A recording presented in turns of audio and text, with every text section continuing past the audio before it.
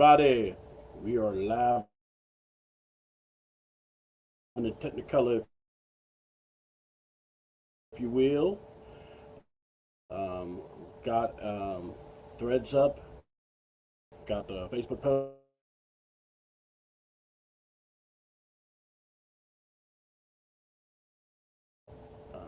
StreamYard.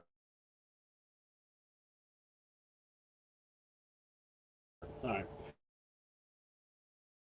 here we go. I'm your host, C Double. I mean, Jesus.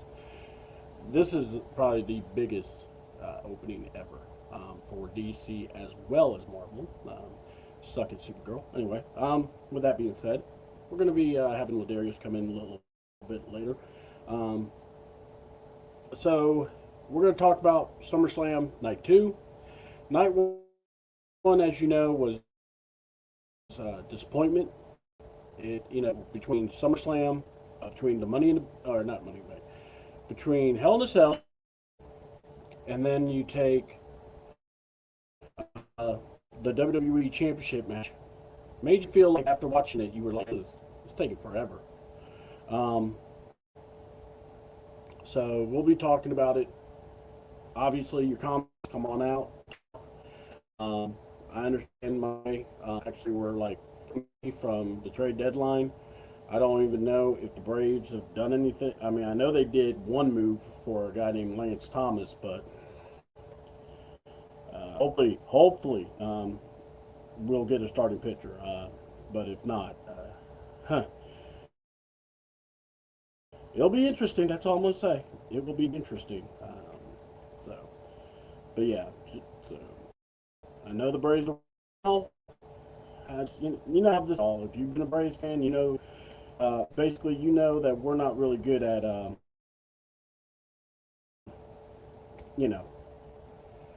when it matters most. Let's just say. I know 2021. Look, if it's over 5 years, do you keep repeating that? Like, I don't hear the Houston Astros goes, God, we won it in 2020. When we banged them cans. I mean, the Dodgers are getting anybody. So, I mean, heck, if any other pitching's available, they might just get that person too. I think they're going to try to be the first team to have a 10-man rotation. I don't even think that's a thing, but they might make it a thing. So, all right, let's talk about it. SummerSlam Night 2.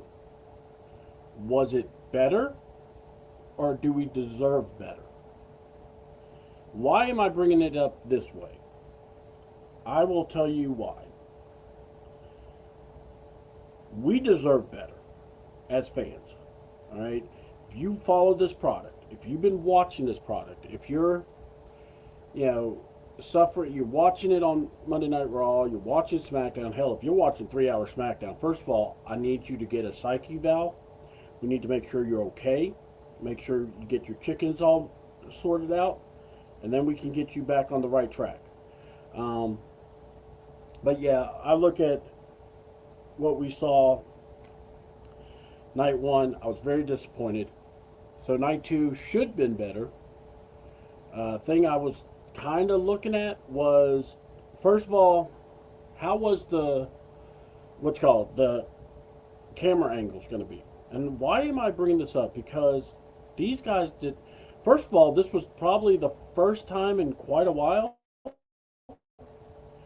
they didn't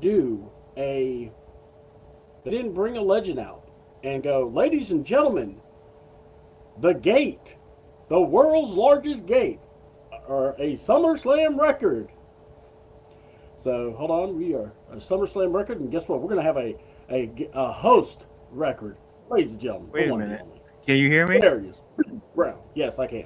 Yeah, hang on. I can't hear you. Hang on. Okay. Oh, that's just let me know. Wait. Oh, because that's the speaker? That's ridiculous. Okay. Hello? Okay. Yes. Yeah, okay. Yeah. It connected. Okay, good. It made the speaker my microphone, and I'm like, okay. All right. Yeah, I hate when it does weird stuff like that, and you're just like trying to talk and going, wait a minute, why is it not working? Yeah, it's fine. Yeah, sorry. I got up at work and I had to set up. So. Oh no! I was gonna have a little time to filibust till I got you here, so you're fine. You did perfect. I was running a little behind too. I was watching stuff about Spider-Man and their record-making numbers. I mean, that was, dude, when you almost make $1 billion, and it's only your first week. I don't ever want to hear someone tell me that there's superhero fatigue. So there's No, bad movie fatigue. That's what it is. yeah, and it kind of the whole Marvel DC thing gets kind of solved, and it's like So, well, not say solved, but it's the way people talk about it. It's like it's like Yankees Red Sox, and I'm like, Yeah. Oh, you have yeah. to pick a Look, you have to Monty, pick a side. I'm look, like, no, I don't have to. here's the Here's the problem. I'm a lifelong Superman fan. All right. I love me some Superman. Mm-hmm. Problem. I hate James Gunn. And then the other thing, I like Marvel. I enjoy Marvel. I think Deadpool, the Wolverine movie. I thought Deadpool movies in general was a breath of fresh life because it was different from the other hero movies. But and then I like the Spider-Man movies. They always do a really good job with those. Sony does anyway. So I was happy for the Spider-Man movie. Now we'll see how Doomsday does. I I know it sounds crazy. I'm really not in the mood to watch some where I got to watch a whole bunch of heroes and go, wait a minute, I don't who that, who that, and I'm gonna sound like I'm in a New Orleans game, and we don't do that because I'm not a part of that fan base. But so yeah, look, if you all don't know about that thing, look, go down the rabbit hole, go on YouTube. Not now, stay with us, but you go on that rabbit hole and you can find out all you need to know about that. Just know James Gunn's an idiot, and we'll all just smile and have a Coke and talk to people later. So, all right, man. I've asked a question. It's kind of like the title of this show. Night 2, was it better? Or do we deserve better? I mean, and I'll explain more about it as we talk, but because there's like a double meaning behind it. But I think everyone would say just on the face value it was better. But I want to hear your thoughts. What was your favorite takeaways of Night 2, and what do you think about that topic? The thing is, at the end of the day, I thoroughly enjoyed Night 2. I went on TikTok, all the social media. I for one enjoyed it, and I enjoyed it for a multitude of reasons. The first reason was I felt it was a night of the underdog. I believe that we were rooting, in well-deserved moments. First off, when I look at like Chad Gable, Chelsea Green, and if you love storytelling, and I put this on Twitter, I put this on any form of social media. Storytelling at its very best makes a match that makes a match good to great, great to excellent, excellent to all time. And I felt that Night 2, it was a lot of great storytelling. With Chad Gable, Chelsea Green, Seth and Roman. I just really felt like even just like the return of Kevin Owens, storytelling. Mm-hmm. I felt, and I respect John's opinion. I really do. But to me, what separates Night 1 from Night 2, I get what put a damper on Night 2 to me was, listen, that Human Money's on a pole match. Look, was it entertaining? Sure, but I think even Dominic Mysterio had fatigue in that match. And Dominic Mysterio, if you hadn't seen on his, I don't know if it was Instagram or Facebook, but not Facebook, X account or Twitter account, he posted a GIF of Michonne List going, "I'm here so I don't get fined, boss." Yeah, it was that to me was the curve that made me go, like, that was the really only down match on the card. And And like with the entertainment matches, you have to grade it on a curve a little. But like it was to the point where if Dominic Mysterio checked out, then that means I kind of checked out too.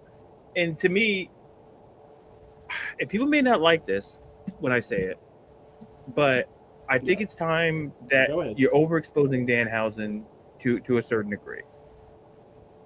And while his gimmick is great, while he's great, you centered a whole you centered a whole night around him and the Nick, and I'm like, it's true. But go ahead. And I'm like to the point where it's like, it to me, it's the same fatigue that you talked about. We talk about with like superhero movies, where like in some cases, like man, they're great, and then you kind of hit a wall where you're like, you don't hate it, you just need a break from it. Like you don't. That's how I feel about Danhausen. It's like we're overexposing, and for business, but overall, but going back to night 2, I really love night 2 more than night 1. I really did. Did I feel it was missing something? Listen, the only thing you could have done, and I knew it wasn't going to happen. There was no chance on God's green, beautiful earth that Dean Ambrose was coming back. John Moxley was not coming back. No, I don't think so. That to me, like, like that to me, that would have been like, yeah. But I knew in my mind, no, he's not coming back. And then if you saw the mask that Seth had, that was low key. That was the mask that he wore with the Shield. Yeah. And that to me, that's storytelling. And that to me was night 2. It to me was a night of storytelling. It was a night that it had something for everybody. Where you like entertainment, okay, you want Danhausen, great. But we had the return of Kevin Owens. We had Nick Aldis. Somehow made it a fatal 4-way. Nobody saw that coming. And like people say, why did he add Gunther? I counter say, why not add Gunther? Because I actually have a very good reason that it came to me last night after and watching an episode that actually kind of put 2 and 2 together. So, but go ahead. Yeah, and and I didn't mean to take up the time. And then, but what I will say is that it's like, and then once again, we're getting that Sammy stuff where I just want to go, shh. Sammy, shh. Because you know who should have been more upset? Finn Balor should have been more upset. Oh yeah, you had the belt for 9 days.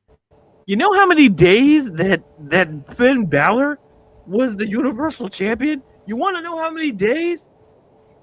The number between 0. I'm not acknowledging my tribal chief. I'm just answering the question. Exactly. The number between 0 and 2. That's your answer.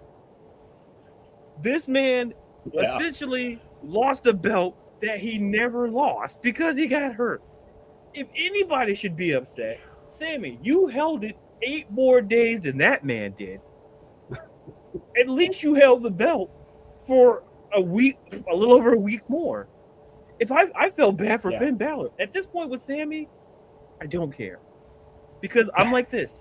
Listen, I'm like how the women I'm like how women do men. Like when when they tell you like a piece of orange candy, you just go. Shh. That's what Sami Zayn does. Sammy, you're a great wrestler. Do that. Stop whining and at this point, I kind of want Nick Aldis versus Sami Zayn, and he could knock you like at this point. Like Sammy, like if someone needs to look at Sammy and go, dude, did you not see how Nick looked underneath that suit? Yeah, it's like, listen, the national treasure is going to send you back to the Great White North. Yes. Like I feel bad for Finn. People are like, oh, you feel bad for Sammy? No, I feel bad for Finn because Finn gets the chance. He gets the opportunity to get a championship that he never lost. He gets a world championship opportunity. He gets the chance to be world championship because the first time it happened, he didn't lose it in a match. He just got hurt. That's who I felt bad for, not Sami Zayn. And I was feeling bad for Sami Zayn. But the more Sami Zayn kept talking, totally agree. And I talked about all right, let me give you my thoughts. Yeah, I talked about this yesterday. And before I transition, I just go simply put, hey, Sammy, if you're listening, you're probably not, but Sammy. And to everybody who's listening, we should bring that back into the discourse.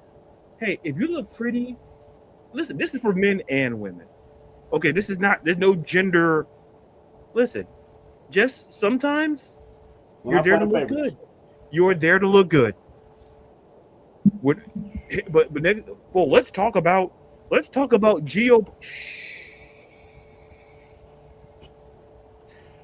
All right, So, so here's my yeah. yeah. Go ahead. All right, so here's my thoughts. The matches alone were good. Okay, I thought night 2 was good. This is where I got a problem though. From match 1 to match 5, combined for 48 actual minutes. Yeah. You had a fatal 4-way with Gunther, with Sami Zayn, with Finn Balor, with Kevin Owens, and you only gave him 8 minutes. 8 minutes. Look, the right guy won. I get it, but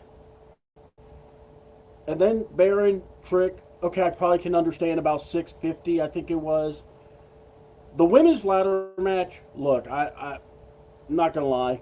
I had a feeling it was going to be somewhat of a train wreck. The right person won. We're going to give a nice part of this show to her because I love the press conference or the post show, her dedication to a certain man in a white suit. That we're going to have a segment called the Michael Hayes segment. So we can't wait to debut that. Danhausen, honestly, it went 5 minutes more than it should have, and it was only 7 minutes. Correct. We will talk about Penta and Chad Gable. I have been looking forward to the match. The match itself, the celebration, really good. 2 things happened that I was really ticked about. We'll talk about the second one in the review. But on God Green's Earth, you've given the same amount of time for the Penta Chad Gable match that you gave Oba and Brock. And that to me is you could easily look at those guys and say, hey, 20 minutes. I mean, it would have, and it would have been better. But like I said, the right person won. Now, the main event. I ain't got no problems with the main event. 30 minutes. I had a feeling it would go that long. You know, the entrances, no problem there. It felt like it was going to be that way. We're going to talk all about it.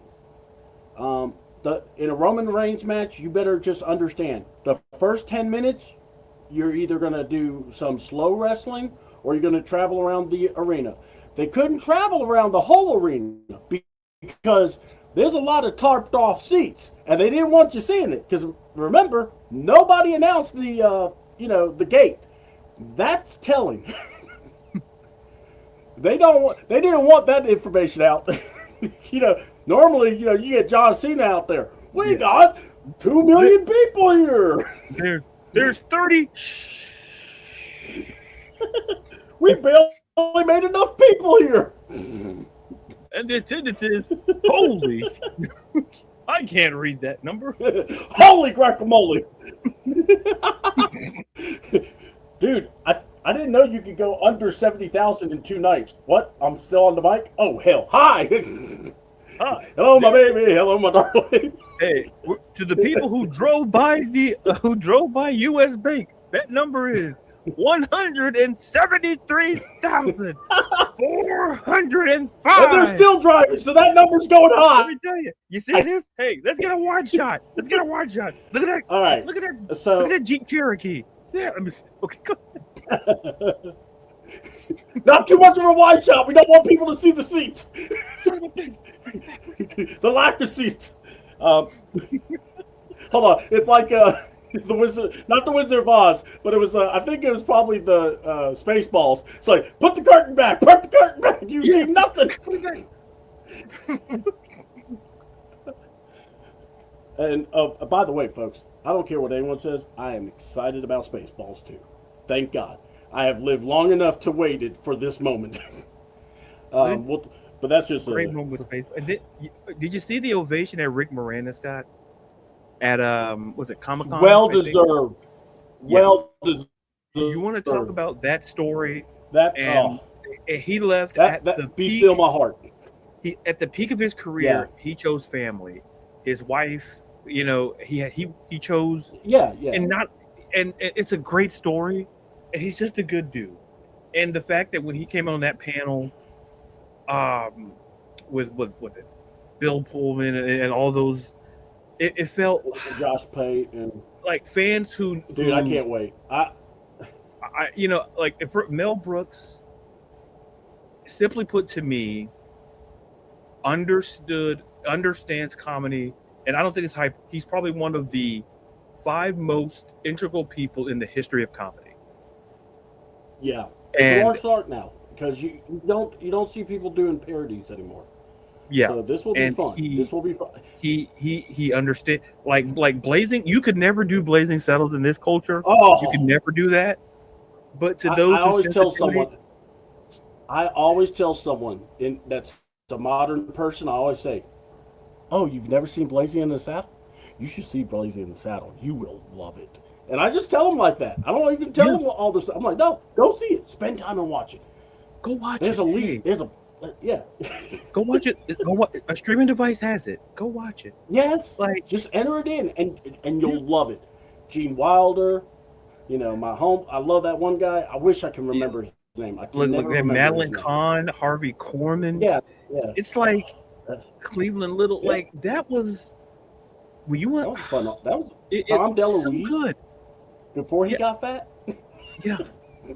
Think about the run. Like no one talks about the run Gene Wilder had. Like people think, oh, he's just Willy Wonka. Oh, young Frankenstein. Blazing Saddles. I mean, he did the movie with Richard Pryor. I think it was Silver Streak. And I think he did 2 or 3 movies with Richard Pryor. But then there was also See No Evil, Hear No Evil. Hear No Evil, yeah. Which was even. We're not going to talk about the one guy who's in that movie because he's going through. He's banned from Hollywood. His name rhymes with Levin Lacey. Yeah, we don't. So we're not gonna But we don't talk about Bruno. Yeah, if you see Levin Lacey, but we'll talk about Joan Severance. Yeah. Oh, man. I'm like, all right, Joe. Hey, crush on that woman. Oh like, my God. Listen. When it put me to the word, you got to put out feelers, and that's where the term came. Is that where it came from? And there was feelers, all right. Yeah. You do feelers now. click. You just keep your hand. Yeah, exactly. you're in the Louvre. Everywhere you go, assume it's the Louvre. You can look. Yes. You can't tell. In the case of the Bellas. Right. No, we don't even say that because one broke their shoulder. All right, so we'll. My elbow. But hey, it wasn't an elbow. It was a scatter. I saw it on Twitter. It's out there. My medulla oblongata. For a while. My medulla oblongata. Could have been that too because that doesn't feel right. What was so funny? What I loved about it. Now you have to understand. I think Nikki did say she's only going to wrestle like either at the end till the end of the year or till the end of the contract. I think she said at the end of the year. The injury that Brie got though may be a year-long injury, and Brie goes, "I can't wait till we come back and win the belts." I'm going, girl, no. The belts are trying to tell you.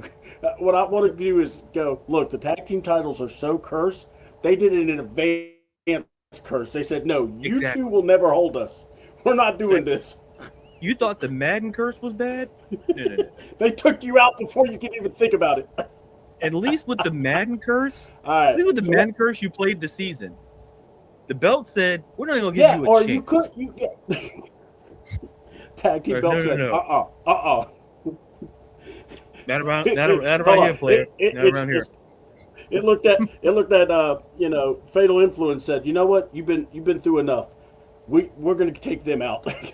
Don't worry. So smooth sailing. Right, smooth sailing.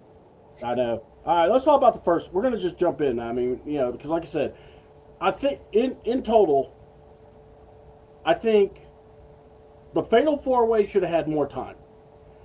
Sure. The ladder match should have had a little bit more time, but yet I do understand because you have 2 women that have never been in a ladder match in Lash and Jade, and I'm not gonna lie, it's dangerous when you have that kind of combination. You saw the thing with Charlotte. We'll talk about it. I swear to God, that scared me more than anything else in that match. Because I'm going, she's got a knee brace. don't drop her. No pressure. But then we're going to talk about the amazing track star that is Lash Legend. Because, my God, something happened at that ladder match. I saw it, and I didn't realize she did that. So we'll discuss it. I want to see if you caught on to it, because I couldn't stop laughing when I saw it. But I felt like you could have added a couple of minutes to that match. The fourth match, look, like I said, that I didn't even want to talk about it. Match 5, definitely at least 5 to 10 minutes more. I felt they were really, it's 6 minutes in and they started like doing the go, we got to take it home. I'm like, oh no, you're not giving them the time. Penta had a long title reign. Chad had a great story coming in. Keep going. It's a good story. Fans are going to be happy. Give them, SummerSlam. A lot of SummerSlam classic matches are not about the world title. It's about the Intercontinental title. Because you saw that next person. Ultimate Warrior, 88. In 89, he beat Rick Rude to finally get revenge and win the Intercontinental title back. So there's stuff like that. But anyway, we'll discuss that when we get there. The first match. Finn Balor, Sami Zayn. If you remember, on SmackDown, when Adam Pearce made the match, Sami goes, no, don't add anybody, no funny business, and it's just whoever wins this match. And Pearce like, yeah, whatever, okay, I got you. And it was Finn Balor and it was Sami. And then Nick Aldis is back in charge. Now, I heard a lot of people going, why Gunther's getting in this match? Y'all don't remember Saturday Night Main Event when Nick Aldis cracked Gunther over the head with the title belt? I mean, to be fair, if any word says, hey, I kind of owe the guy. I don't like him, but I kind of owe him. I had no problem with Gunther being added. I actually thought it was cool. I actually liked the fact that Gunther's doing that shit-eating grin. I mean, he's such an asshole. It's like, no one smiles better than Gunther when he's just wanting to dig it in on people. I love the handshake to our guy Nick Aldis. Kevin Owens is the next, and look, they played that up beautifully. And by the way, I know we're talking about Sami not talking. Well, he definitely didn't talk, but he sold this whole match. As soon as you heard Kevin Owens' music, that was, it's amazing. I didn't know Kevin understood, but apparently I was cutting onions during the time Kevin Owens came out. And apparently some of the women in the audience smelled the onions too. So I would like to apologize. And then I got a whole lot of crap in my eye as, Kevin Owens was coming out. I'm not saying I was crying. I was just saying, I was cutting up some onions. So I would like to apologize to the ladies that were crying. Maybe they had the onions swift over there. So I apologize. I feel like it's right to do that. But my God, 17 months, he hasn't wrestled. Spinal cord and a neck injury, a severe injury. And I was listening to one podcast where a guy was like, what's the big deal? Everyone's crying over Kevin. He's only been out for a few months. He's not, and if anything, he's kind of fat. I was like, at that point, I stopped listening to him. I unsubscribed to his channel. And I'm like, nah, F you, nah. And he was making fun of the fans, crying about KO. Dude, that's a moment that you connect with someone. Right. Just say you don't get it. Just say you don't get it. And, you'll get ostracized. You'll get picked at. But that's better than you say, oh, why's everybody crying? Someone should have gave you, listen, the one good move Sami had, you get an Aluva kick and a stunner. Stop. How dare you say, why is everybody crying? Hey, why are you losing subscribers? Yeah. Let's answer that question first. Because the minute he would have said he's the one that wants to call. he wants to call Triple H a doofus-son-in-law, and I agree with that. But when he was saying that with Kevin, I'm like, dude, Kevin, it's been over damn 17 months. The You know man what? also. Yeah. So look, Kevin Owens came out, and like I said, my only criticism in this match, I wish they had like about at least 5 more minutes. At least 5-7 minutes. Make it a good 15. But maybe other thing got to think about. Maybe you're trying to be cautious with Kevin because he just came back, but you don't want to break the China doll just yet. But what was your thoughts on that Fatal 4-Way? Look, I think at the end of the day, I think it was a great match. I think having Gunther and Kevin, I think it was a great call. And listen, Yeah, the little back and forth between Kevin and Sammy was like, oh yeah, I miss you too, brother. And they start wailing on each other. I'm like, that's why I say the storytelling is great. Because they're friends, but listen, but they're competitors first. And it's like, oh, great to see you. Yeah. And then bam, bam, bam. I enjoyed that back and forth. I enjoyed the spots. I think everyone got something in, but when I saw KO come in, I'm like, yeah. And then the right guy got pinned. So, that makes me happy. definitely. So I think it was a great match. And does it elevate my curiosity for him versus Punk? We'll see. Because listen, I made it clear that I didn't care for Punk and Cody. Now let's see how this progresses. I will say this. I will say this. Of all the people that came out, and when I saw KO, my first response was, they're going to go straight to KO and Cody, or KO versus CM Punk. Yeah. Now I'm a little bit interested.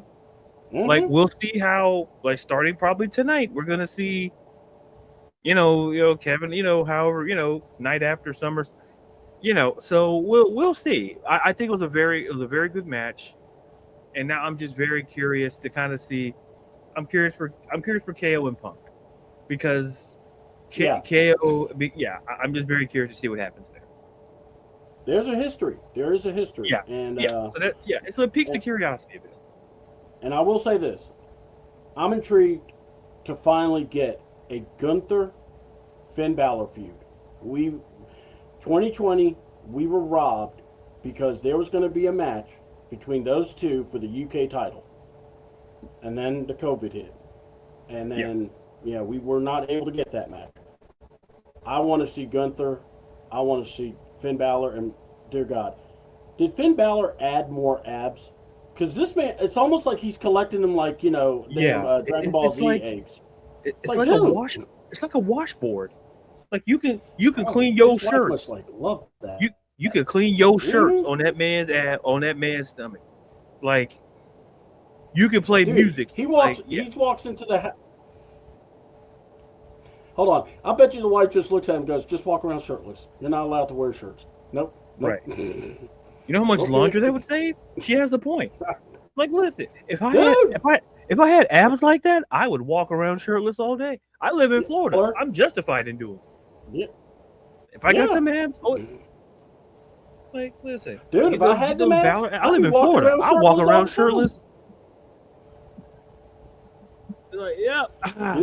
Where's your shirt? I just throw on a shirt to go into the store. Other than that, I get in that car. Hold on. Kyle pulls me over. Yeah, what can I do for you? No, I just wanted to see this up front and personal. You have a good day, sir. Be like this.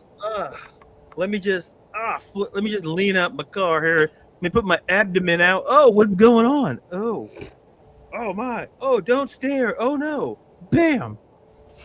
Yeah, I'm over there. You can look and probably touch, depending who you are.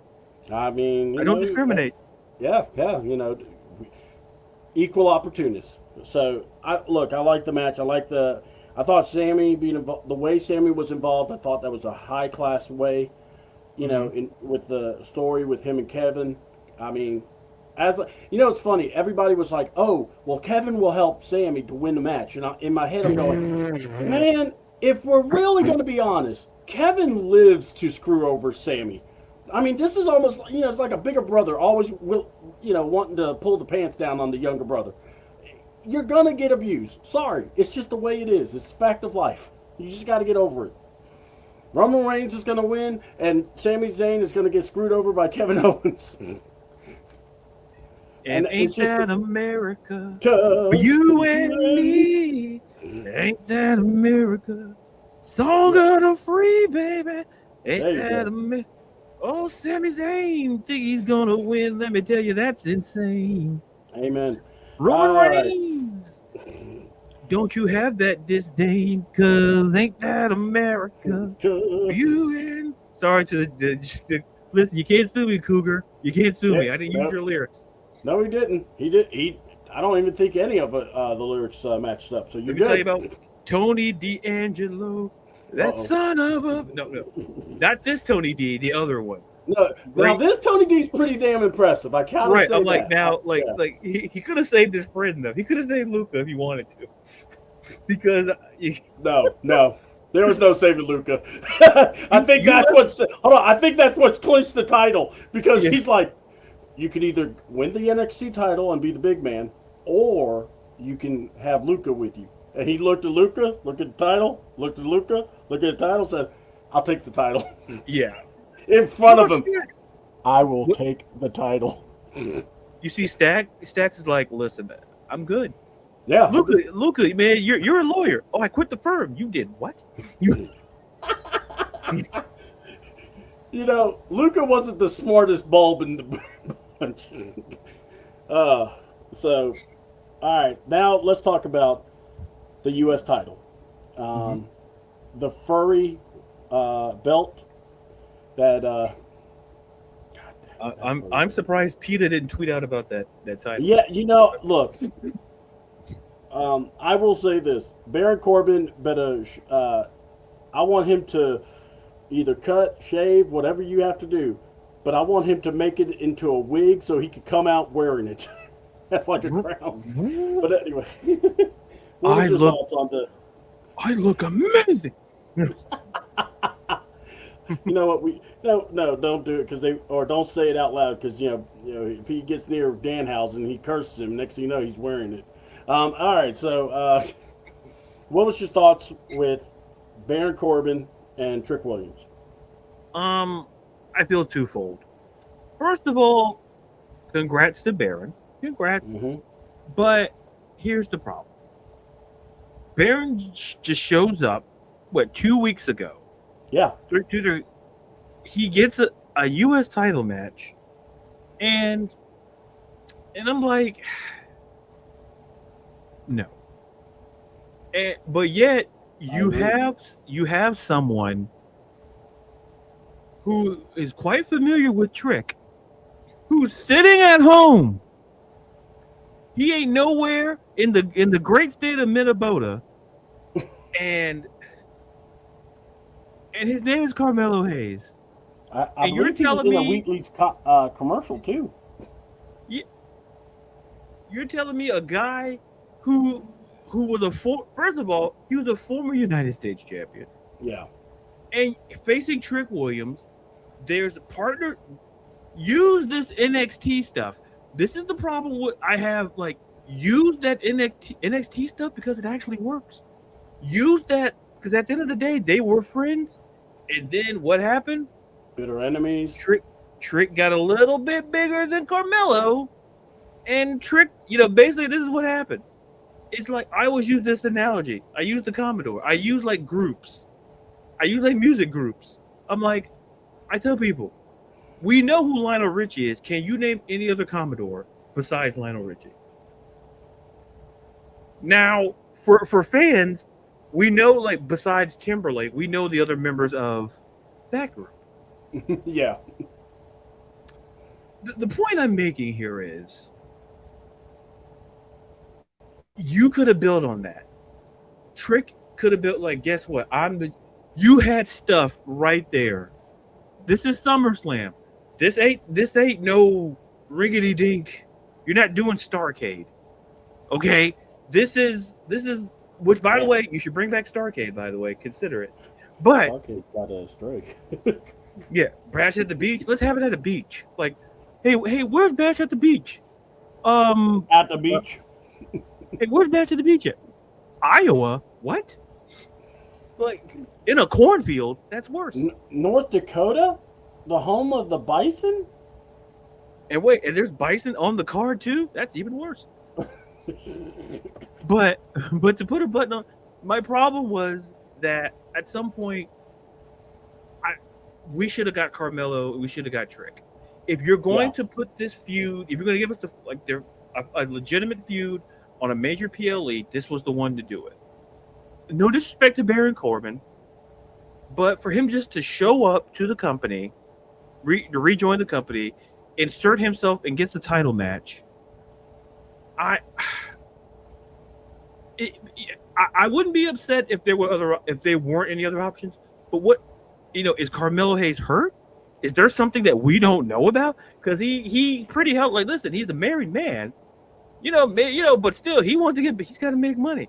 This man, listen, you had Carmelo and Trick right there.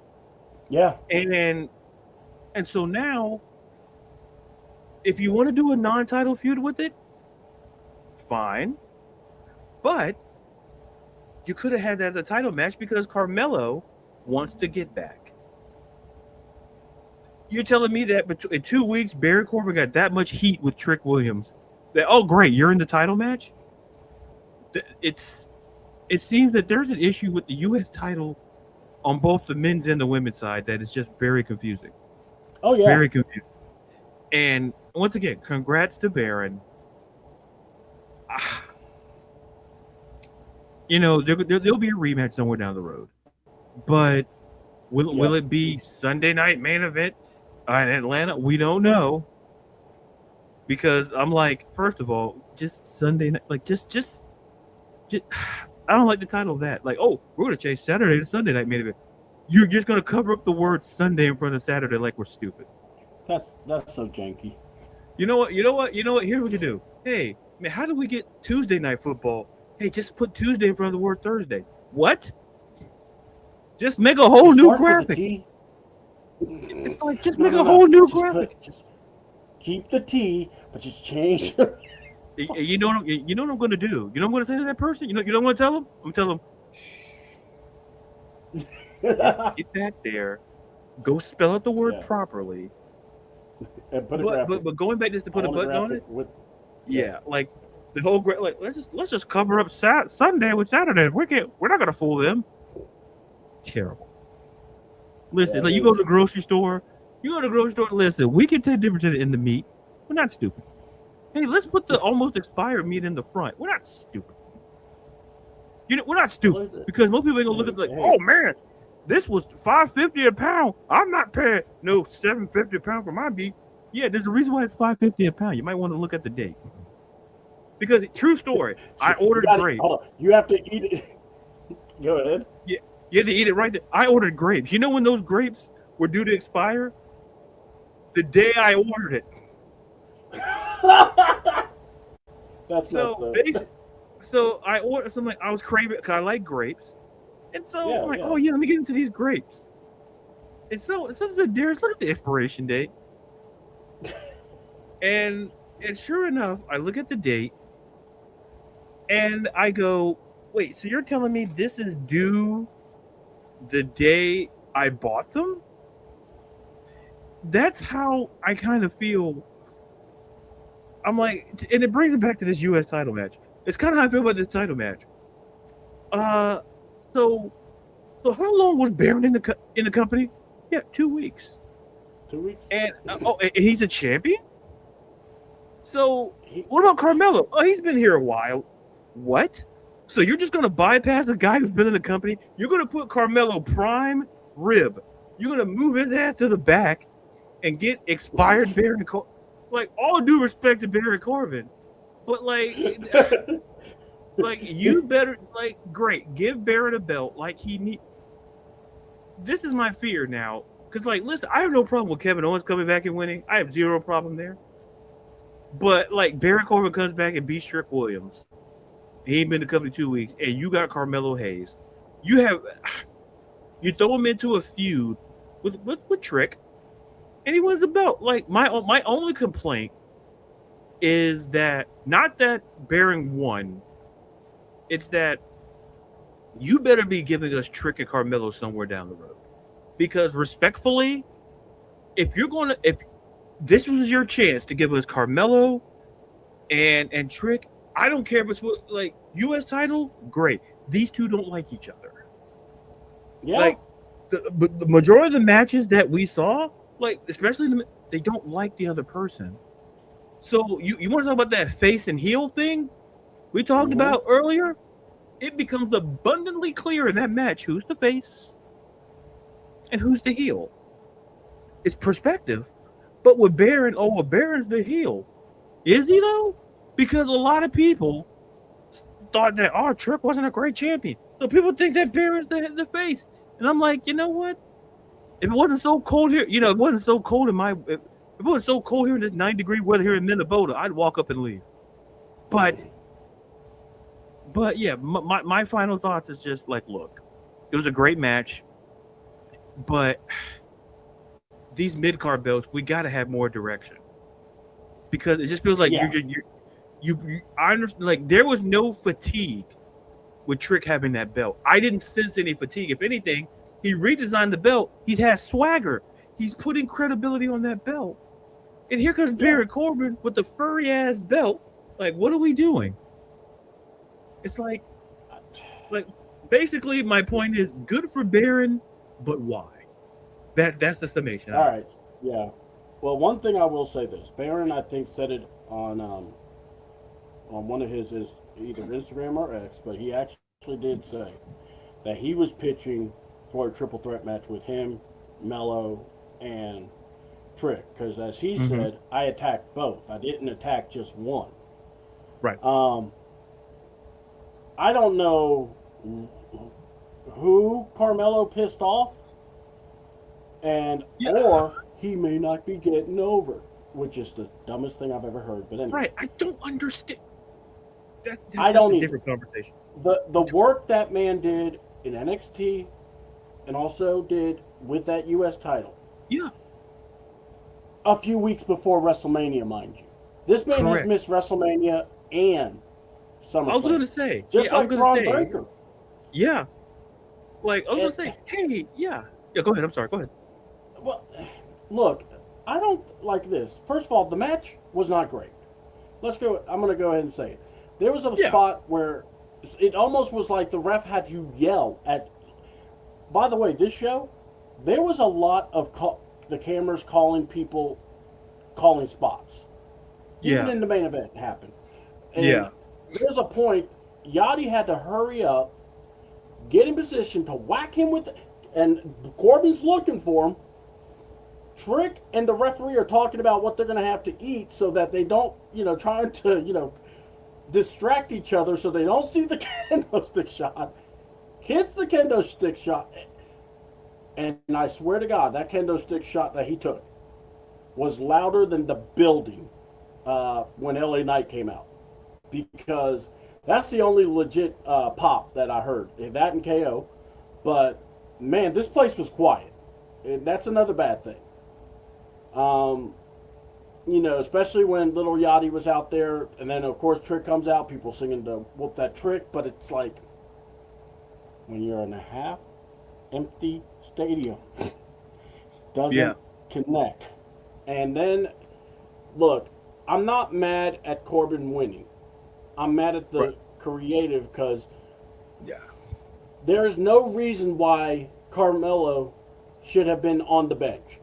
This man should have been in this match. He should. Yeah, we're on the same page. I think we're on the same page in that regard. Yeah. I mean, if you look, if you don't want to put the belts on Carmelo or Trick, that's fine. But at least give us a little bit of something.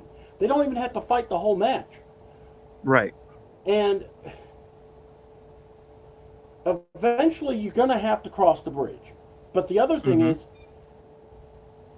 what is it, WWE? Are you going to give the guys talent or give the guys an opportunity? Or are you going to give the guys that have an aura and they get the fans to chant? And you just forget about the guys that work hard. I mean, there's got to be some come to Jesus moments back there. And look, Corbin winning is fine. We get to see Trick chase. I don't think Trick needs to worry about the world title for right now. I think he should, like someone's like, oh, don't put him in the Money in the Bank. No, I'd put him in. I think you got to have some guys that have some cachet, but also give them some lessons about losing so they can develop their character. You know, hey, have Carmelo and Trick in Money in the Bank and have Carmelo cost Trick the Money in the Bank. That's what I would do. You know, to keep now we're going to keep, basically, Trick, what I would do is I would have Carmelo have a mic and basically said, I'm sick and tired of being overlooked. The idiots in the back don't know talent if it slapped them in the face. You know, something that's that, you know, is that quick and simple. And he calls out Trick. And Trick's like, why are you calling me out? I'm going after Bear. And he's like, nah, because you're the problem. And then we can feed off that. You know, and it doesn't have to be, and my God.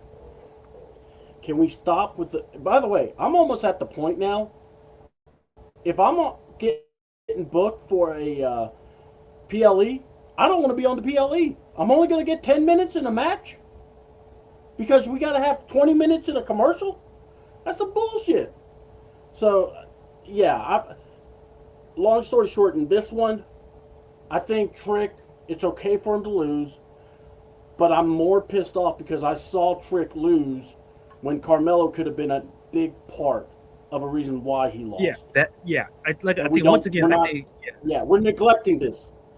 Right, we're on the same page on this. I think we're saying the same thing two different ways. We're on this because it's like how do you? Why is Carmelo? How are you going to make? Go ahead. Yeah, no. But my thing is that how can you have Carmelo sitting at home, who's an integral part of the story, because he was a former U.S. champion and he is a feud with Trick. You could have had him show up, like you just had Randall Keith Orton show up through a crowd, and that RKO, like I've seen better ones, but no, the wink, that wink was hilarious though. The wink, afterwards. like the wink made up for the RKO. I'm like, all right, Randall, you got me back in. The wink, here, take my monies, you got me. Yeah, because take all my monies. And Craig, and because you're right. And to the point, hello, wise man, by the way. Here's the thing. This is what I think I talked about this on yesterday's show. Is where I talked about like TKO is a huge problem here. I talked about it because I flash out my business degree here, dust it off the shelf. But here's the problem. The reason we get the matches that we get because TKO simply doesn't understand wrestling. And it's similar, it's kind of akin, because remember with WCW, they wanted to shift programming, and the new people came in, they didn't understand the benefit of having Thunder or Nitro. They didn't understand wrestling. So, in terms of like, how is this marketable? How is this... When you don't have people who understand the viability of wrestling, we get a bunch of different people who don't understand. Like Ted Turner understood, and then all of a sudden, then whatever happened with the AOL Time Warner merger happened. It's like, oh well, something's gonna be on the chopping block, and the wrestling was there. And that's not saying WCW had other problems. To be clear, they had other problems. Yeah, they did. But my point is that with TKO, they have combat sports. That's not wrestling. I hate to be that guy to tell you. It's just that you have a bunch of executives who don't understand wrestling. You know, they understand marketing. They understand commercials. So what do they do? So they will shave off. And think of it this way. A match that should be, let's just say 10 minutes. I think I talked about this last. A match that should be 10 minutes. Yeah. You're going to shave off at least 2 minutes off of each match. And then add more time to the commercials. That's what TKO wants. Yeah, exactly. And it's not covering up the excuse of Triple H's work, because I believe when there's two or more people involved in the situation, I'm not going to put it all on one person. Does he deserve proponents? Sure. But this is TKO. What we saw at WrestleMania, and what you Oh, I saw know. both nights of SummerSlam, and what you're going to continually see, you're going to see that Survivor Series 2. Buckle up for Mhm. that. Yeah, And and you're the going to Rumble. see that Money in the Bank. Buckle up for that. Is you're Yep. going to see a company that they want to market the wrestlers as which is fine. But you know what? Commercials. Like, here's the thing. And I know we'll talk about the Chad Gable match, but I'm going to talk about this now Oh before we man, get. I was hoping we'd hold off, but okay, yeah, But no, I know. we'll hold off because there was something that happened. And first of Oh all, God, yes. you're telling me Dr. Pepper was not available? That's all I'm going to say. That's all I'm going to say. Coke Who Zero the- also. That man has a family of 4. But you're going to tell me that's going to support? I never heard a family say, "Hey, Daddy, let's get Mug." I never heard that. I've heard Coke. I've heard Dr. Pepper. I've heard Sprite. Oh, let's get some Mug root beer. Just get A&W. Just stop being cheap. A&W, yes. It should have been A&W first of all. But anyway, Daddy, or Bart's Root Beer. My friends drink A&W. Why are you drinking Mug? Shut up, kid. You drink down that mug. But to put a button on the point because it ties in with the matches with Yeah. The problem is that a company like TKO does not understand the gist of wrestling. You know who understands wrestling? Triple H does. And That's I the feel, problem. and the issue is that you have to push back to a certain extent because at some point it's just like when there's new ownership whether it's a Ford franchise or any other company, they want to do things their way, which is fine because there's a reason why they're there because the other way probably didn't work all the way. But in this particular case, yeah, go ahead. If Vince McMahon was there, would they be pushing like this, or would Vince not just push back? He shoved back. Think about like as much as people may not like Vince the businessman, Vince the promoter, would have understood both sides of the coin. He would have pushed. Listen, this wrestling is the business. Mm-hmm. We have to find a way. We can make this work. The problem is, we have to keep the families in too. Yeah. Here's the problem: you're letting in too much of the business and ignoring wrestling, which is also the business. TKO was just saying it's like basically they're remodeling your house, and you're not saying, "Oh no, I want to keep that." You're not saying anything. You're not being vocal, and the problem is that Carmelo Hayes is sitting at home because Triple H. You need to go to them and say, "Hey, this is great for business because there's a feud between him and Trick. This is going to bring in business. It's going to bring in eyes to the product. This can work." Vince, as much as I don't like to, he wouldn't have stood for that. And the problem is, and like I said last week, I'm not trying to take her. But I said this on last show, and I'll keep saying it. I said it on previous shows. TKO's the problem, but TKO is not going anywhere because this is what happens when you take your company and you merge it with somebody who they're not aligned with you from the product. They're aligned with you because of the money. Because the WWE is $1 billion business. It's $1 billion business because it's wrestling, and people say, "Oh, it's storylines, it's theatrical." I don't care. There's a reason why the company still exists. Because if people were so disillusioned, then my God, WWE wouldn't have made it past 19. What? They wouldn't have made it past the Attitude Era. No, by everybody else's logic. But what made it work is that you understand that it's a business, and TKO sees it as like just another piece of it, like another thing on the portfolio. Because look how they're cross promoting, like, oh, we got the combat sports, and we're promoting damn Zuffa boxing. Nobody gives a damn about. I didn't know. Only reason why I heard of Zuffa boxing was because I think I saw Molly Karam was on social media, like, oh, that's where Molly Karam is. Because I was curious where she was. She's doing Zuffa boxing. Yeah, no one's giving a damn about that one. It's like Zuffa, like, what's the difference? And I'm like, it's just another asset to TKO. Yeah. It's not important to them. When WWE stood on its own, the focus was the business. It was the business. But now TKO was like, no, we gotta have, let's have drones flying over it. Let's have let's put things in the ring and let's promote. It's a There different way wouldn't of be so going many about damn it. sponsors on that damn mat. That's for damn Yeah. sure. And what's worse is that Triple H could have just pushed back and said, "Hey, I need this person here because of that. It helps the business.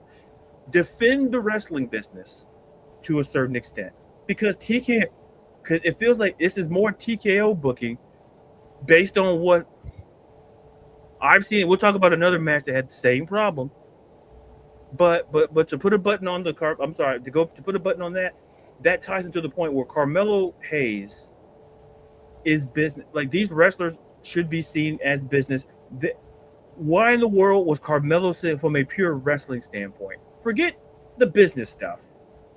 From a pure wrestling standpoint, why in the Sam Bunker Hill was Carmelo Hayes sitting at home in a match that it was sitting at home and watching Baron Corbin face Trick Williams and not be a part of it?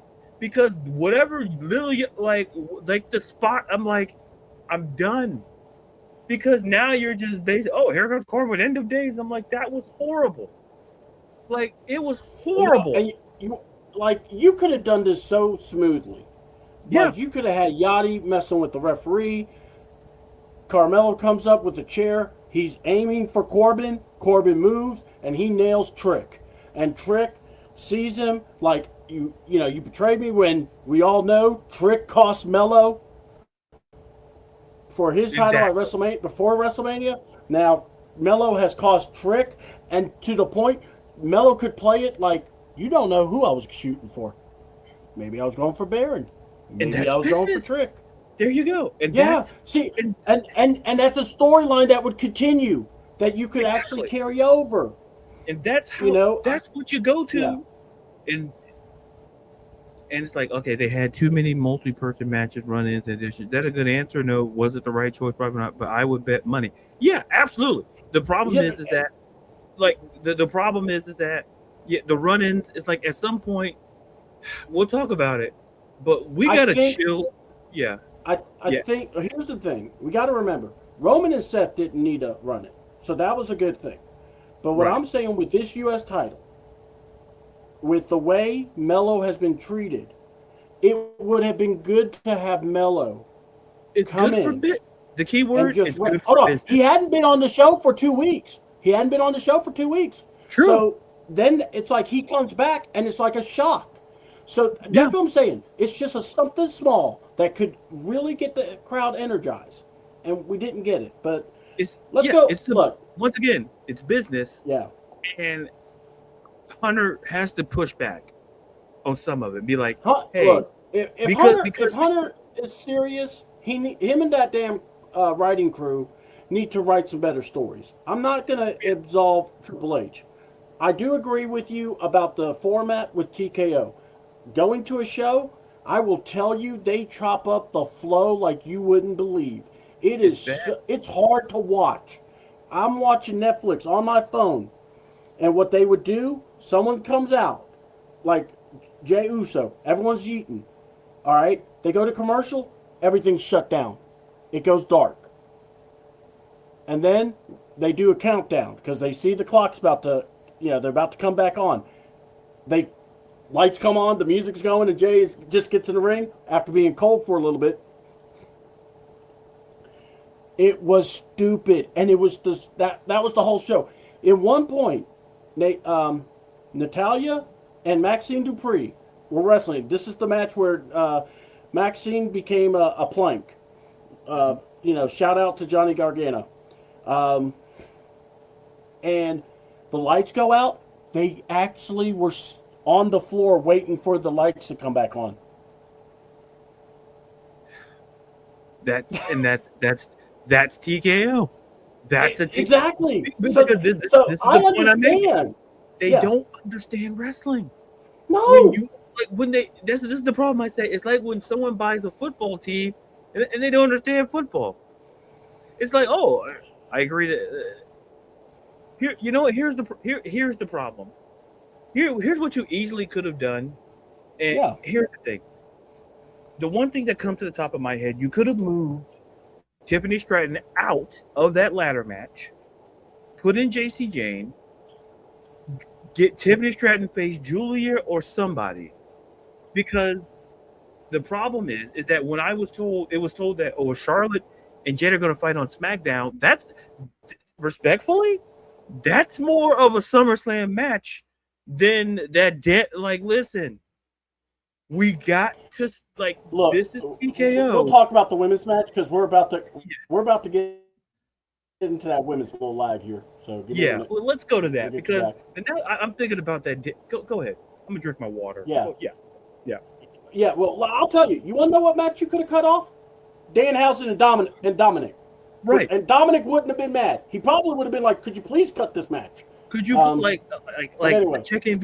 I'm gonna pop in. It's not a blue chew, but it's close to it. Yeah. You know right what? now, Look, we're just gonna hold on. He could have even done this. The money's right there. The match starts. He just looks at Danhausen, go get it, and just go back to the back. Right. Or that would have been a better match. Yeah, that's the equivalent. That's the equivalent of like the finger poke of doom. That would have been great if he just looked at Danhausen and said, "Man, just get the damn bag. I don't want to be here, here, man. I got chicken nuggets, man. I ain't got time." Yeah. All right. The women's ladder match, 5 women match, and look, before we take task and before we call this out, this was all about one thing. We kept saying it. Chelsea Green needs to be the winner of this. Yeah. So thank you for not being retarded. But also, Michael Hayes, go fuck yourself. I love Chelsea. I'm so glad she said that, where she's like, I dedicate this to Michael Hayes. But my God, she won. Look, this match was horrible at times. It really scared me with the women that were in this thing. And again, calling spots. Got to give Charlotte a lot of credit. I think Charlotte was able to keep this match somewhat on the... I mean, look, you can't control everything. You got 5 people. Right. But she was able to at least guide Jade through it. Now, the problem was we were all listening in and we were hearing they were calling spots. Yeah. And their cameras kept picking everything up because also the crowd was quiet. The only time the crowd did not get quiet was when Chelsea Green was getting the upper hand. Yeah. But this is your girl. Hit it. Let me tell you something. I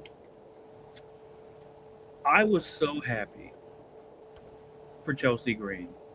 If you know the history with Chelsea Green and the work that she put in, her body of work in totality. Yeah. It's that I tell people, if you want an example of how great she is, I'll give you a couple. She came back to this company and she took a pie to the face. She went to a dumpster. Yeah. She literally fell off a ladder into a table. Like it was Money in the Bank. Yeah. She had a character she believed in and we believed in. That's the number one rule of a gimmick. It's not the people say, oh, it's to convince us. No. The person who's doing the gimmick has to be convinced that the gimmick is great. Because with Chelsea Green, that whole Madam President thing, that's who she is. And what makes it hilarious about it, she's Canadian. That's what makes it even more hilarious. She plays the role look so well. As a heel, she's great heel.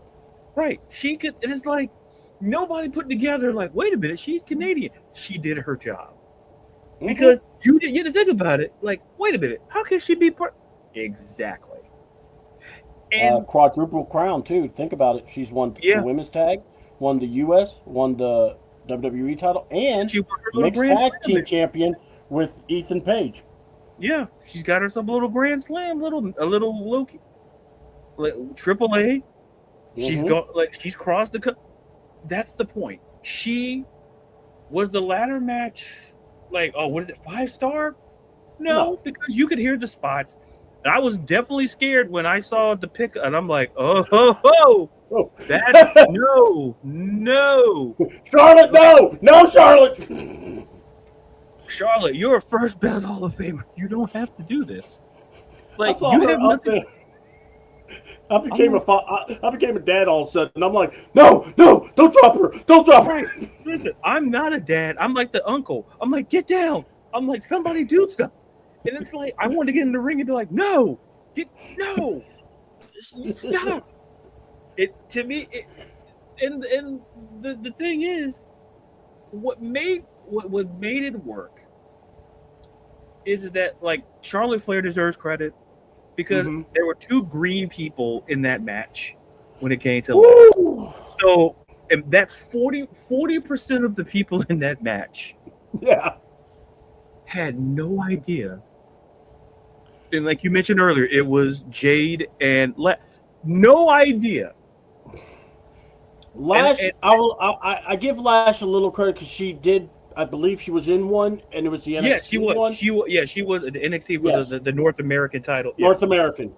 So I do remember that. So yeah, it's but the fact that she had what made this great is the fact that how we got to the moment for Chelsea, because when Chelsea was caught up on, I'm like, oh, she's gonna win it. But it's how do you get there? I always tell this to people. It's like reading a book backwards, and you wonder, oh, like that's the killer, or well, how did we get there? It's like reading a story backwards. It's like you knew it felt like Chelsea was gonna win, but everything that led to that moment, the spots, especially like kudos to Charlotte. I was scared. I said that knee brace. I'm like, I don't know. And I started hearing some ladders cranking together. And I'm like, your body doesn't belong. Like, listen, I'm not trying to be that guy. But that doesn't look safe. But all in all, what I will say is that it was a great moment for Chelsea. Tag team champion, mixed tag team champion, United States champion. Now, I'm not going to say interim. She's the women's world champion. I don't believe in the word interim here because what's an interim champion? You're basically saying, oh, she's babysitting the belt for Rhea. And I know you like Rhea, but here's the problem. You strip the belt off of Rhea. Rhea's going to be cool with it because Rhea has, how many times has Rhea won a world championship? You think this is going to be the reign? Like, well, yeah. It's not going to be. Here's why. It's not going to make a difference because at some point she's going to face whoever the champion is. Take the interim off. Just make Chelsea the world champion. Let her do what she wants to do with that belt. She knows how to promote. She can defend that belt in the ring. It's about credibility. Chelsea Green brings credibility. And to Michael Maleficent P.S. Hayes, you need to sit all the way in the back and kick all the rocks. Because I remember when I don't see Chelsea Green as Michael P.S. Hayes, you're a grown-ass man out here dressing like a pimp. You should be behind bars. You have no business coming. Who asked you to come to work like that? Because when I look at the people backstage and I see I see a red shirt with a white coat, I know it's you. And I shouldn't know it's you. I should assume it's a stranger. Because surely nobody in the company would come to work dressed, for God's sakes. You saw Triple H.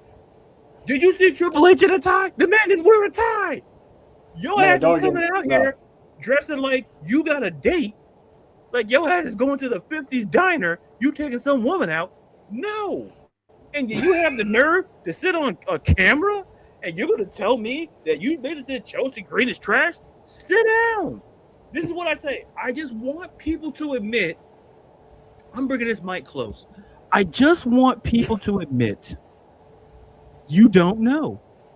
Just like to that guy who said, oh, why are these people crying for Kevin Owens? Just say you don't know. You know what I'm going to go on your show and do? You know what I'm going to do? I'm going to go, yeah. I said, I'm going to, just say you don't know. Hey, Michael P.S. Hayes, you're a Hall of Famer. You're great. It's like, just say, why don't you watch Unreal? That's why I don't watch it. And then what's worse is that they show clips. So you know what the clips do? The clips are supposed to promote the show. You know what it does to me? It's like a red flag. It's like a red flag in a person. It's like, oh man, she's not. Oh, it's like when you see someone out there just yelling at random people in public.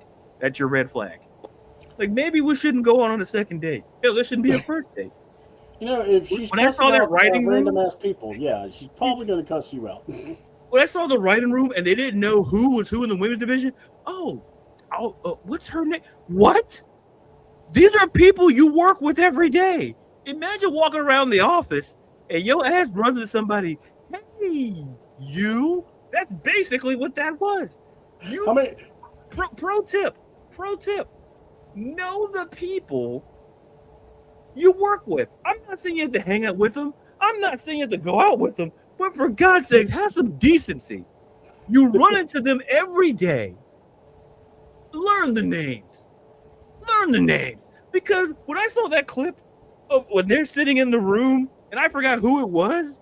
I don't know. I don't think it was Bruce Pritchard, but what's her name? Road Dogg was trying to explain. I think Road Dogg was trying to explain how he felt Chelsea should have been pushed harder. And they're all like, well, didn't she fight? He's like, well, let's figure it all out. And Michael P. Hayes and I think some other interns, they could not figure out the women. I'm sitting there going, that's the clip. And I'm like, what? Michael P. Hayes, no excuse. The intern, sure. But you're Michael P. Hayes. Hey, so you expect people to know, oh, I'm Michael P.S. Hayes, but you're telling me you don't know the people you work with? And then you go on the camera and you talk about, I hate to keep talking, but you know, like Peter Griffin, it grinds my gears. And you got the nerve to sit in front of a camera where you know everybody's going to watch. Buddy, it's like the World Cup. It's like the Olympics. Everyone's going to watch it. You're sitting there and saying, and you have the nerve to say that about Chelsea Green. Oh, I don't see Chelsea Green. Buddy. If I'm not mistaken, he said Chelsea's not going to be isn't over more over than Tiffany, Jade, and Charlotte. By the way, those names were all in the match. That's exactly. I was going to say, wait a minute. Those names sound awfully familiar. Hey, Jim in the back, could you run the names of those? They were all in the match. And then if you pull back, if you see the clip, who was out there cheering her and celebrating? It was Charlotte and Tiffany Stratton. Yeah. Would you look at that? You know what that told me? It told me two things. It says, first of all, Michael P.S. Hayes, your glasses are getting foggy. You might want to sit this one out. Like, listen, I'm not trying to pick at you. Like, listen, those glasses get foggy, and you're in an AC tempered room. It's not good. No. Like you need to sit. And then number two, take the time to learn the name of the people you work with. I cannot stress that enough. Like, buddy, you know people are going to watch this. It's like you go to the office, you have like an office party, and you don't know half the people you work with. You just say, hey, you, hey, bro, hey, girl, I see you doing that thing, and you don't know their names. Hold on. And then the best part about all this is you got Triple H who's going, hey, you got to, get yourself over. You got to get people to believe in you. Hey, Hunter, Michael P. Hayes. Who are your heels and faces, Hunter? You know what? I have a question. Hey, Michael. Hey, you know what? Ask Michael P. Hayes who works in the company. That's what you need to ask. Forget heroes and faces. Forget heroes and villains. Forget faces and heels. Forget that. You need to have a company like meeting. Spider-Man. Spider-Man got himself over, I heard. Yeah, he sure did. Yeah, so did Peter Parker too. Oh wait, are they different? Shut up. I'd walk out of the room because if some wise ass says that, so you know what? Oh yeah, by the way, with Batman, hey, do you know Bruce Wayne? Shut up. Shut up. This is why I don't like Unreal, because you can stop. You realize? Hold on. What I love about it, they cannot be accountable. Right. Because they want to, try to act like they're the smartest people in the room. And then they turn around and do the following. Wait, what? It's like, forget face and heels. Let's talk about the people's actual faces and their names. Forget face and heels. Michael P.S. Hayes don't know. And that intern, oh, yeah, what's her? And they were going like this, too. They're like, they would start snapping their fingers. And I'm like, when I do that, when I don't remember stuff, and I say, if we got a bunch of people getting paid a lot more than I am to do that stuff, like, 'cause listen, like C-Dub, we've worked in companies with a lot of people. Yeah. It's like even if you're in a group of 20 people, for God's sakes, at least know their names. You don't have to hang out with them. I had a guy named Charlie Brown. There was Kenny Britt. I mean, I got a few, and that's just off the top of my head that I worked with, and that was like over 20 years ago. It's like, how the hell do you don't know? And then you got the nerve to say, Chelsea, you can't get over. Hey, Michael Payne, you don't need to get over. You need to get over, move over, read the roster. Isn't there a call sheet where there's the matches on there? That can very much help you find out who works. If you're trying to book people, hey, bring it in. Hey, if you're in charge of booking, and if you're in a room to book people, know who you're booking, know some names. Don't go like this. Don't snap your fingers like you're the Sharks and the Jets and this is West Side Story. Let's not do that. Let's not do that. Let's pretend we know who we're talking about. I'm done. Because Chelsea Green dedicating that to Michael P.S.A.'s good. Yeah. Chelsea, look, and real quick about Rhea Ripley, I will say this. I said it the last show I was on. I said it the Friday show that we did. Or, where we were talking about how I would have stripped Rhea from the title and other things. But in that stance is she is pro-woman for the women's division. She wants the women's division to be better. Mm-hmm. So I don't believe this is Rhea Ripley that made the call. No, it's not Rhea. I truly believe it's the doofus son-in-law that's in charge, as well as, this stupid writing team that couldn't come up with a thought bubble to actually book anything. So I look at Chelsea, and I will call her the women's champion. And when Rhea comes back, I'll call her the women's champion because she'll have the belt. But because you know why? I'm going to treat it like how CM Punk and John Cena showed up together with the belts. All right? And by the way, this is your mess, WWE. You didn't have to do this. Because what you did, and I will say this, what you did is you made Rhea look bad by basically saying, interim title. No, it ain't going to hurt her feelings if she gets stripped. Now, if she tells you, I'll be back 2 weeks after SummerSlam. Right. Okay, I get it, but still, just be like, look, girl, we're going to just strip the belt. We're going to, bring you back. Because not just that, now you're going to have an issue now if Chelsea loses the belt to Rhea.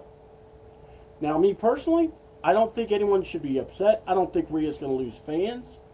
But what I'm saying is you've caused an issue that you didn't have to have. Correct. When all you had to do was basically go, the title's been vacated. The winner of this will be the women's champion. That's all. It will not hurt Rhea. I don't understand that. But anyway. 100% agree. Because how many times has Rhea been... Yeah. Well, she's been about... Well, no, I'm just saying, it's enough to say... Yeah. It's not going to be I want to say 5 times altogether. So it's like, oh my God, you're taking... Oh, interim... Listen, if you're like interim head coach, because you need to save your job. You're trying to get that job. Interim champion, that means like, oh, you're going to be out for a while enough to... Just... You're watering down the process. Rhea would have had no problem with it, but now to your point, you're making Rhea look in a light that's not fair to Rhea, because Rhea will be the first one. That women's division is about, they're all about lifting each other up. The Becky Lynches, the Baileys, the Rhea Ripleys, the leadership. By the way, go to the Rumble where Rhea did the salute with Chelsea. They have interacted. Rhea always goes and finds Chelsea because she loves Chelsea. So, that's a backstage thing. But I don't want to hear this that, God forbid we take the belt off Rhea. I truly believe if they called Rhea and said, look, we got to strip the belt, Rhea would be like, oh, okay, why haven't you done it earlier? Here you go. No. Hunter's like this. Oh, God, I don't know what to do. Keep the belt. I'll do an interim championship. I got you. Don't worry, girl. And she's like, no, here's the belt. No, we don't do that. Michael Hayes will lose his hat. It's like, you think that's going to ruin the... It's like, Yeah, it's That was your live look at creative. what's your name again? Hey, what's that guy Oh, snapping? What's that guy snapping? I swear to God, I told you. Hey, what are you doing in here? Something Williams, something trick something, trick Sir, snappy titty. sir, you can't go in there. The hell I can't. Listen, You know Carmelo Williams and Trick Hayes, is it? was it Carmelo Anthony and Trick Daddy? What? No, What? no. What? What? Yeah, you know, I love when he played basketball. What the hell are you talking about? Yeah, that Carmelo Anthony. No, No. like Michael P.S., you just hit 2 wrong notes, and I didn't think that was possible. You just offended 2 people at the same time. Okay, Just because he's a certain persuasion, and Carmelo.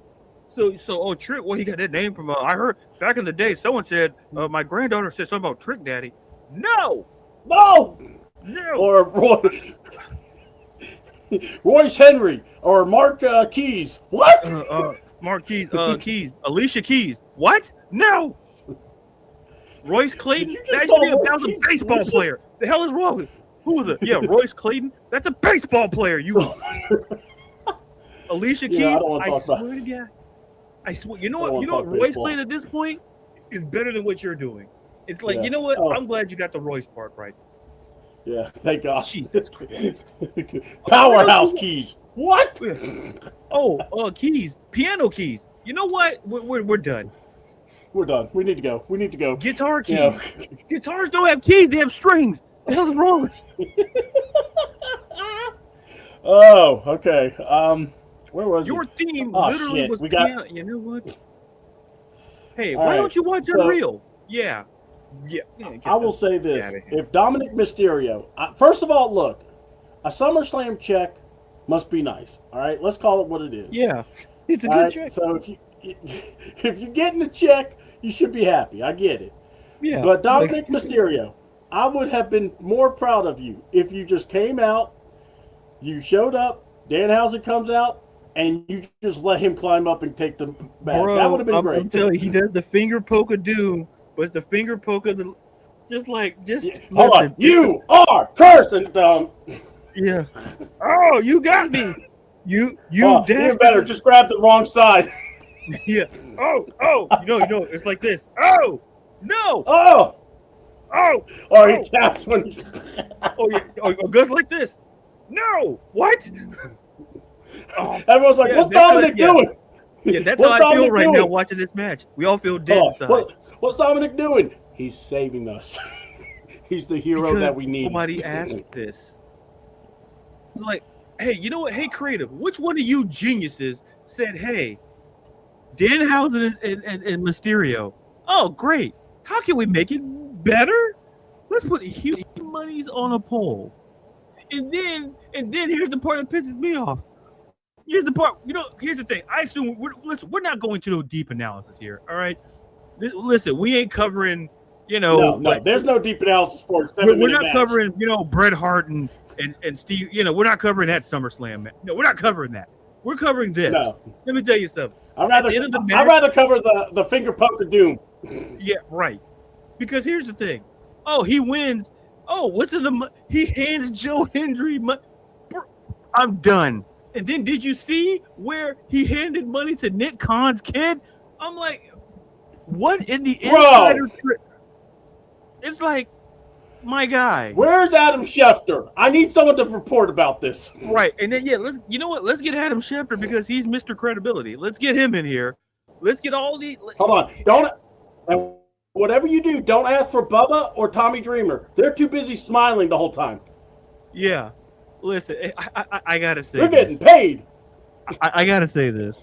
Like, I understand. Here's the thing. Listen, I understand that this is a Sirius XM move. It's not a busted open thing. I get that. But listen, let's have a conversation here. Yep. Tommy Dreamer. Where's my camera? My camera's right here. Let me be real brief. Oh, yep. Listen, how far, I was talking about how far you go in the Blue Chew. How far are you willing to go to get that Legends deal? Because, listen, Yeah. Like you must want that Legends deal because Your camera's right here in front of you, like it's in front of me.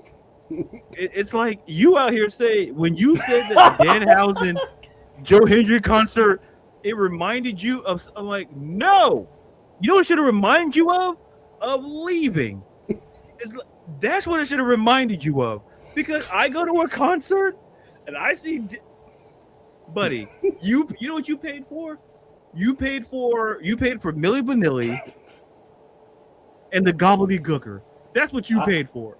Dude, I told you, Milli Vanilli put on a show back in the day, man. I can't hate on these you know what they sure did, and you know what happened? You know, I want a dark side of the ring about the that. record skipped. I want a dark side of the ring. I know it's not about wrestling.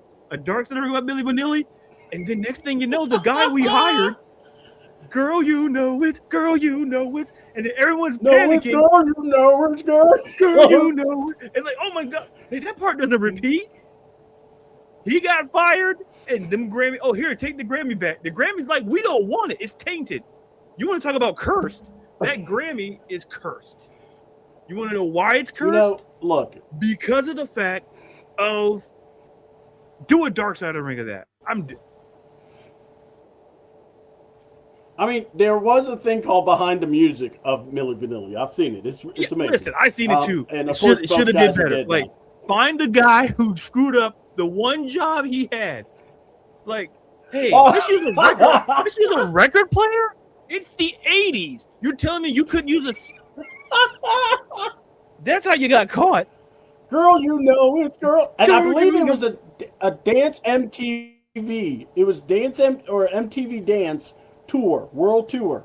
And they were a part of it. And it's like, you're using records? Because, you know, it was like nothing but dance groups. So, and the only reason I know this is because I have an older sister that actually went to that.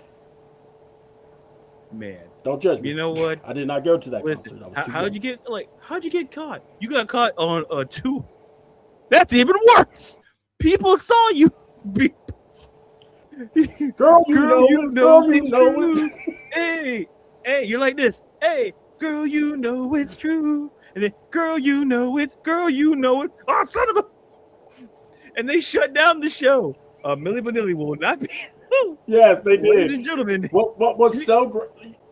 Now, you know, in 2020 of our Lord, or 2026 of our Lord, if they had TikTok, they'd be revolutionary. Yeah. Because you know what could have saved you? Technology. That's what could have saved Milli Vanilli. They could have been frauds to the day they... Like, no, these, like, girl, you know... How does a record skip? Who's watching the record? So everybody knows they can't sing. Here's the thing. I know we're getting sidetracked. Everybody in the room, the right people know. Like all Milli Vanilli knows, the manager knows, the record company probably knows. So you're telling me between those guys, you couldn't pay somebody to make sure the one thing to protect the monies was to have somebody near the machine. Near the whatever. We'll try to tie this up to wrestling, by the way. So don't worry, y'all. So here's the thing. You know what? This is the equivalent. You know the Shockmaster? How do you blow that? You had one job. Just like Milli Vanilli did. Milli Vanilli, you had one job. Milli Vanilli, just keep singing. Don't get caught. Hey, Shockmaster, what was your job? Don't lose your fucking helmet. Balance. It's like, it's going to be a shock. And your ass you came in there and your ass like you got Scooby-Dooed. We found out it was Old Man Jenkins, just like that. That's Scooby-Doo. Like, you know how you wear the mask? Your ass came out there like that board.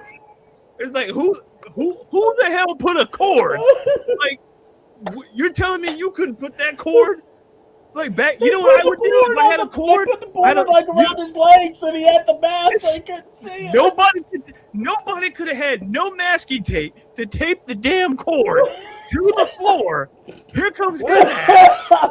He trips like he couldn't get through the wall all the way through, so he trips on the wall. That was bad enough, and then you have a damn cord. Damn it, that's like fumbling at the goal line. His helmet fumbled like a football in the end zone. It's like, listen, just like with Milli Vanilli, all you had to do was not have the record skip. That's all you had to do. Pay somebody $5,000 a show. to make sure You're missing. y'all non-singing asses are protected. And just like with the Shockmaster, hey, how can we protect this identity? Let's tape this cord to the floor. Let's make sure this wall is secure enough for that man to come through, and you blew it twice. The best part of that whole Shockmaster entrance was Ric Flair going, "Oh God, Yeah. oh God," and then hold on. Yes, we all knew it was dead, but then you heard Ole Anderson voiceover for the Shockmaster, and you're just going, "Oh, this is so bad." It's so bad. Dude, run the commercial. Hey, that's NWA. I don't give a damn what music it is. We're playing. It was about the right way anyway, and that's how we felt about Danhausen and Dominic. Right. It's We found something to talk about better than that match. Like, let me tell you something. And then I found out that the comedian Brad Williams, he was one of the. He was one of the houses. Listen, you know what, buddy? You didn't promote it well enough. Because listen, I'm not going to be. Listen, you all looked alike because you know what? People said it about me, so I can say it about you. Oh, you look like somebody I know. Why? Was he tall? Did he wear glasses? Did he have an afro? No, I need you to tell me what made you think I was this person. Because no, tell me. I'm just like this. No, you're gonna tell me. You're gonna tell me because that's how I felt. Brad, well, he blended in well. Yeah, he looked. Yeah, right. Yeah, you know what? I needed more forehead. And I needed more Hendry. Because dude, you how know many what? headbutts that man was given? That was freaking hilarious. That he actually headbutted Danhausen off the spot. You know what? They just could. Thank you, wise man. Here's the problem. Listen, they Milli Vanilli. Listen, when Dominic Mysterio, when Dominic Mysterio says I'm walking away, that's all I needed to know. Because did you see the part where he couldn't even sell the rope thing? He didn't want to sell the rope. He's like, man, I just fall my ass to the ground. Yeah. You know what? I think at this point he's probably thinking, I'm going to talk to the Undertaker. I'm going to see if I could just stay in Mexico for a while because I don't want to come back. Hey, Mark, can I call you Mr. Taker? I don't want to go there anymore. Yeah, I want to be here with you. Yeah, I want to work here with you. We'll get Mysterio. Listen, I'll my dad. I'll do what it takes. It turned into a Tubi movie really fast. Yeah, it did. Hold on. And then Rey Mysterio's looking at Undertaker going, please, I don't ever want him near Danhausen ever again. We got a family to protect. Right. And I swear to God, if Danhausen comes down here, I'm done. I mean, look, Mr. Iguana needs to shut that down. He needs to shut it down. I got the ultimate shutdown. shutdown. Omos, shut it down. Yeah. Oh yeah. Taker needs to just. I will give Omos human monies to shut that. Yes, down. I think everyone would. I think that could be a donation pile that would ravel anything. His name is Taker, and in reality, he is such a giver. Well, he would. Yeah, listen. He knows they're my all-time favorite wrestler, and the only time that he should have not given us. He shouldn't have gave us that match with Goldberg. He could have just took that away.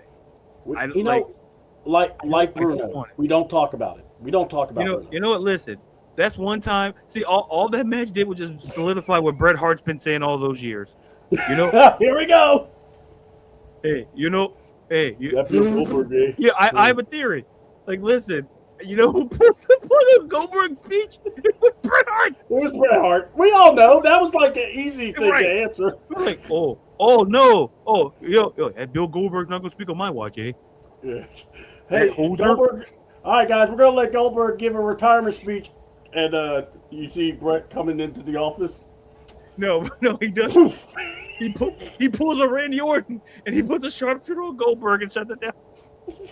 You're not gonna speak again, eh? Hey, Bret, get off of him! Shut up! We'll see you next week, guys. Next week, Goldberg's retiring. He's coming back for this match, eh? That match would have been better than Danhausen. Oh God, yes. I would have paid money for Bret Hart right now versus Goldberg right now. I'll take my chances with Bret Hart. He's such a Listen, that check Bret looks Hart's good. bitter. That check looks good. Oh my god. Hey, next time, Brad Williams, I think you're a funny guy. You blended in. You should have stood out. And like, had I not watched the interview of you saying you were that person, listen, you all looked alike. And listen, you know why I can say it? Because I've been told I look alike. Oh, I look like somebody. That, oh yeah, literally, people come to the store. Hey, you look like some. I'm like, seriously? Who do I look like? Oh, because of what? What? I'm trying to get some Doritos and some Cheetos and some tea. You need to tell me who I look like. Because guess what? They were out of the Cheetos. Oh, And I was not going to get the pizza flavor. That's just disgusting. it is. It is. That is Pizza, the nastiest pizza thing. belongs. You know where pizza belongs? On pizza. Yeah, amen. You Pizza. keep that stuff. You know, White people need to stop with that. By the way, y'all need to stop adding stuff onto the stuff. It's not. It's not listen, healthy. I'm not the president of black people. Don't put that on me. I didn't say you. I didn't say black people. I'm on a committee. I'm on a committee. claiming white people. I'm claiming white people. And I'm on a committee that says, listen, we got to shut some of that down. Yeah, like the white woman bringing sweet, potato salad with raisins. You should never show up ever again. No, don't do that. I made it very clear. Yes. If I come to your party, yes. Oh, try this potato salad, and if I even bite into something that's sweet, I'm taking that tater salad. I'm going to take the person who took that tater salad. I'm going to dump it on you. I'm going to spray your ass down. Yeah. Because what you desecrated, raisins are great. Potato salad is great. Yes. Not together. Yeah. It's just like, don't listen, cross the line. It's like peanut butter and jelly. Great. Don't be trying to mix everything. Well, let's mix everything you love together. No. Sometimes you'll need to do that. Listen. Oh, this is a great food idea. No. Bacon and peanut butter should not be a combination. No, because if I wanted bacon and what am I? What am I, a horse? I don't want no peanut butter in my bacon. Get out of here. Yeah. Mr. Ed belonged with the peanut butter. So look, that 7-minute match that everybody, and then one guy's the same guy that had the issue with Kevin Owens said, you really got to give it to Danhausen and Dominic. They really did a good job in this match, and I'm like, excuse me, you just lost 5,000 more subscribers, and you had 3,000. Exactly. You're in the negative. Yeah, you owe YouTube subscribers. That's what at this point, you owe them subscribers. Like, for that comment alone, I gotta go. I don't care at this point. If I would have heard that, I'm like, is this a call-in show? Can I call in? I'm like, hey, buddy, let me talk to you. He wants to be amplified. Anyway, so take your ass to Lens Crafters, grab a sandwich, and get a better view because we ain't watching the same thing. And by the way, the crowd loved it so much they were quiet. They were such an active crowd that they just watched silently. Yeah. They were soaking it in. They were soaking in the nonsense. All right, so the best match, or the match that I was really hoping would be the best match. I was really hoping that this would actually, kind of tell the story, give us the things we were hoping for. Chad Gable versus Penta. Number one, Penta and his presentation. Why are we not able to do the same for Phoenix? Number one. Number two, oh my God, Penta's. I love how they really capture what Penta is. I really do. And look, I get it. There's so many folks say he never had a storyline. I get it. Man had 10 title defenses. Man was able to defend his title against a lot of different people. That's good in itself. I give him that. The ladder match at WrestleMania, one of my favorite matches with him. So I'm not going to say, cry for him Argentina. I think I'm hoping we see Penta and Phoenix team up as the Lucha Brothers.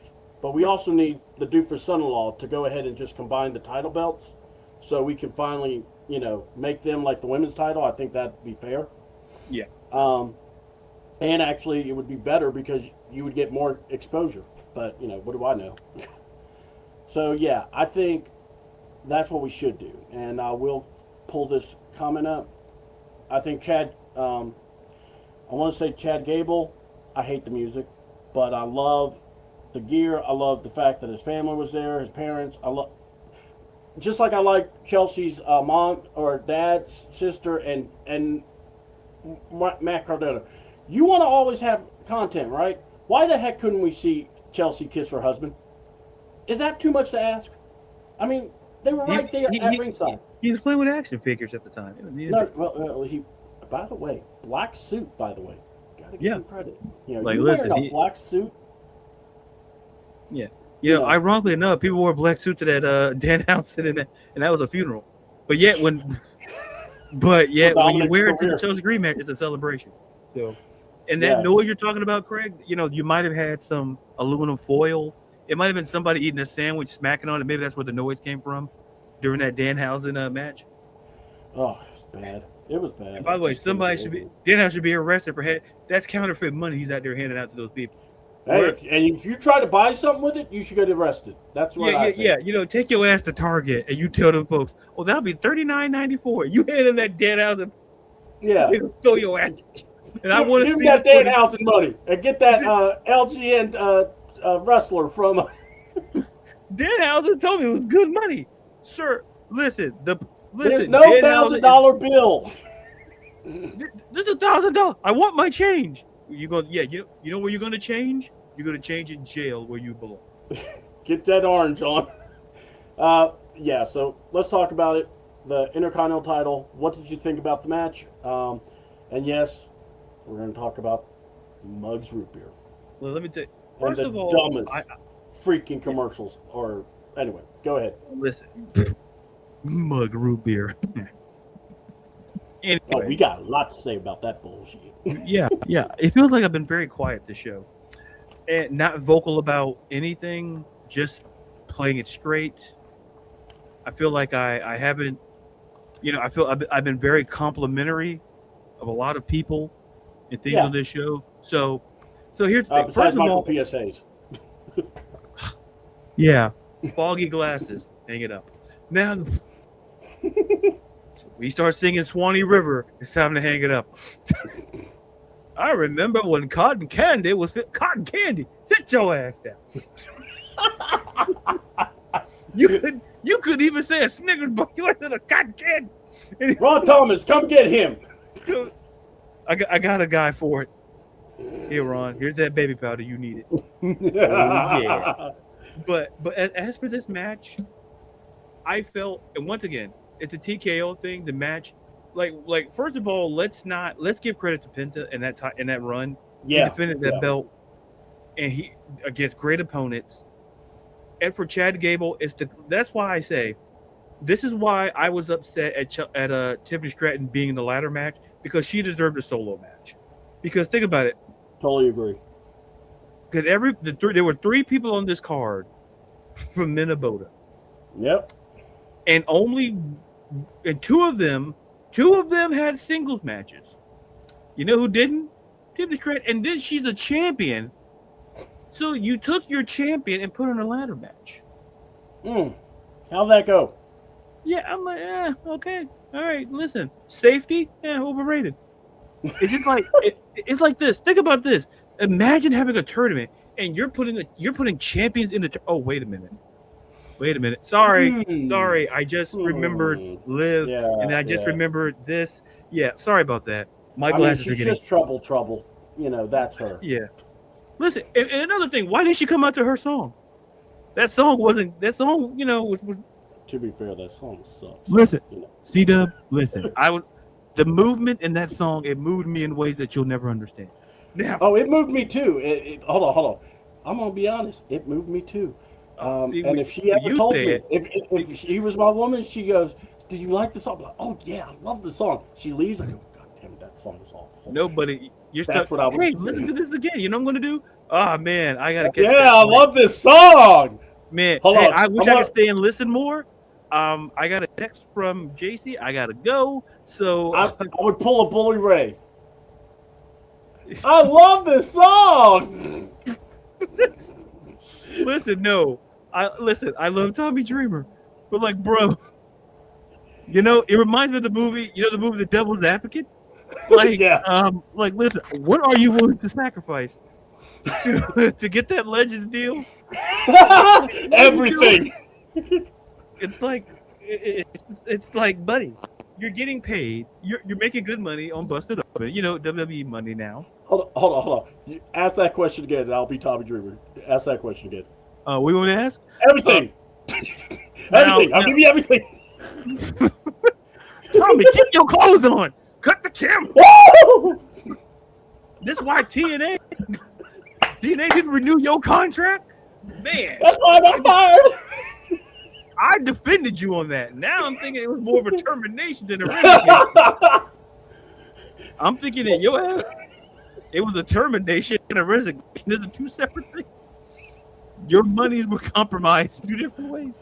That man was going to twerk it up if he had to. Oh man, you know who taught me that? Dun, dun, dun. Whoa, get low. No. Cut that song. LaGreca, what are you doing? In the ocean, like an 18-wheeler. Like, no. Sing it like a song singer. Sing it like a... Oh my God, y'all shaking it like a Morton salt. And then you got Bully Ray. Hey Billy, Billy Ray, do your dance. No, they said he wouldn't stop smiling in like the first couple of shows. He just had this stupid ass grin. You know why? Because the check hit his Venmo. Yeah, he saw the check. Or he did this number. You know. I'm going down. Where's he tells Devon, I can't meet you tonight. I gotta go.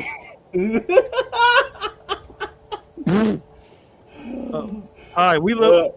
First of all, we love you at Busted Open Radio, and no, I don't. Yeah, listen, if you're Tommy Dream, man, sell out. Hold on, and the WWE called me and said, "Hey, you and Ladarius, we want to have y'all on our show. We'll pay you this much. I need to see the money first, and then I'll be like, I'll sell out."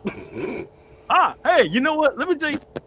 You know what? That Danhausen, you know he runs Insane Clown Posse. He's got the makeup. Oh. He can, you know what? Insane in the That's the right song. I don't care. Let me tell you something. Let me tell you about Danhausen. I say he should challenge Roman Reigns tonight. And I'll double down and I'll tell you. You know what? Just make it a no disqualification match. And you know what you got to do? And you have him lose in a schoolboy pin. And no, Dan. And Danhausen comes out with his midgets, and they can be the housing line. That's probably the dumbest thing I just said, but I'll take it anyway. How big is that check again? I don't know. That check's still clear. The check's cleared. Ladarius, keep it going. How big is that check? Oh no, Mr. Zero. Oh wait, that zero showed up. Man. Bro, what the hell were they doing to do that to our guy Chad? Look, Chad wins the belt. Root beer? Mug root beer. Let me tell you something. Go ahead. You go, and then I'll say. Who the hell? Like, listen, if you're in the chat, if you're listening, do y'all drink mug root beer? Like, I need to know. I'm like Mark Anthony. I need to know. Right. I need to know. When it's on sale, I will get it. But that does not mean I'm not. I like it. I don't drink it. It's like, listen, if I'm going to do root beer, I'd rather do Great Value or I'd rather do A&W. I have two extremes. Don't give me that A&W or Bart's root beer. That's it. Yeah. Like, listen, don't be coming out here. Oh, here's some root. You take that mug out of my face. It's like, and here's the thing. But all in all, outside of, and first of all, I didn't know a dog could wear a suit like that. That's number two. You know, I thought it must have came from the Nick Aldis collection. Anyway, but I'll tell you what. are you bored of Seth Rollins? Either way, I tell you what. Someone needs to have a check. You know what? If you're working for WWE and you don't know how to have a suit game, go see Nick Aldis. That man always has a new suit. Let me tell you, it starts right up here in the blades, right here. Nick, why are you caressing your? Don't you worry about it. All in the show. After what I saw with Nick Aldis, guess what? He can caress whatever he wants to caress. Wait. Here you see Bubba right? Anything. And you see Tommy Dreamer in the background. Hey, Tommy, what are you doing? Tommy, where's your hand going? Oh my God. Make it stop. Stop. Tommy wouldn't have no shame. Remember, I know. he's the hold on. Remember, he backed up Ric Flair with the whole airplane incident. That's a felony. What do you do? It was all good to me. It was all good to me. Listen, I know. Listen, I was on the grassy knoll. What the hell are you talking about? I was there. John Wilkes Booth was framed. What? I did it because I love Wilkes Booth said I can get in on busted open. Wait a minute, that was 18. You know what? Forget it, Tommy. Forget it. Radio wasn't around, but you know what? Forget it. You know, Marconi was sitting at home like, the hell is that guy? You know, I need to invent something. That's how the radio came. But Yeah, and I'm it killed gonna the get that guy radio a star. platform. Radio. But all in all, I think that the moment with Chad Gable is well deserved having his family. But no, did you see like the dad try to get into the ring? You saw Pops try to get in the ring, and I'm like, look, that's Struggyville. That is Struggyville. That I wanted to cry for the fat boy. I'm like, no, don't get on your hands and knees. Oh no, not in front of like, oh cause man. when you put your hands and knees, you're gonna roll, and your ass gonna roll right out of that under. I am just glad he didn't take a tumble and turtle at one point. Yeah. That would have been awful. Hey, why'd they cut away? Because he just bullpen 7 people in a row. You know when you play like Mario, when you play the game on the Wii, when you play Wii bowling, that's what happened. You know. All right, look, we had a really sweet moment with Nick Aldis, with his son and with Mickey James. You know, he picks his son up. Look, that moment wasn't going to happen with those two big people. Because they were not going to get picked up by. He was on the struggle bus. This man, you know him picking up somebody. This man couldn't pick himself up in the ring. Bro was on his hands and knees. It's like he was crawling out of quicksand. You couldn't say that. He's like, baby Jesus, help! I said help.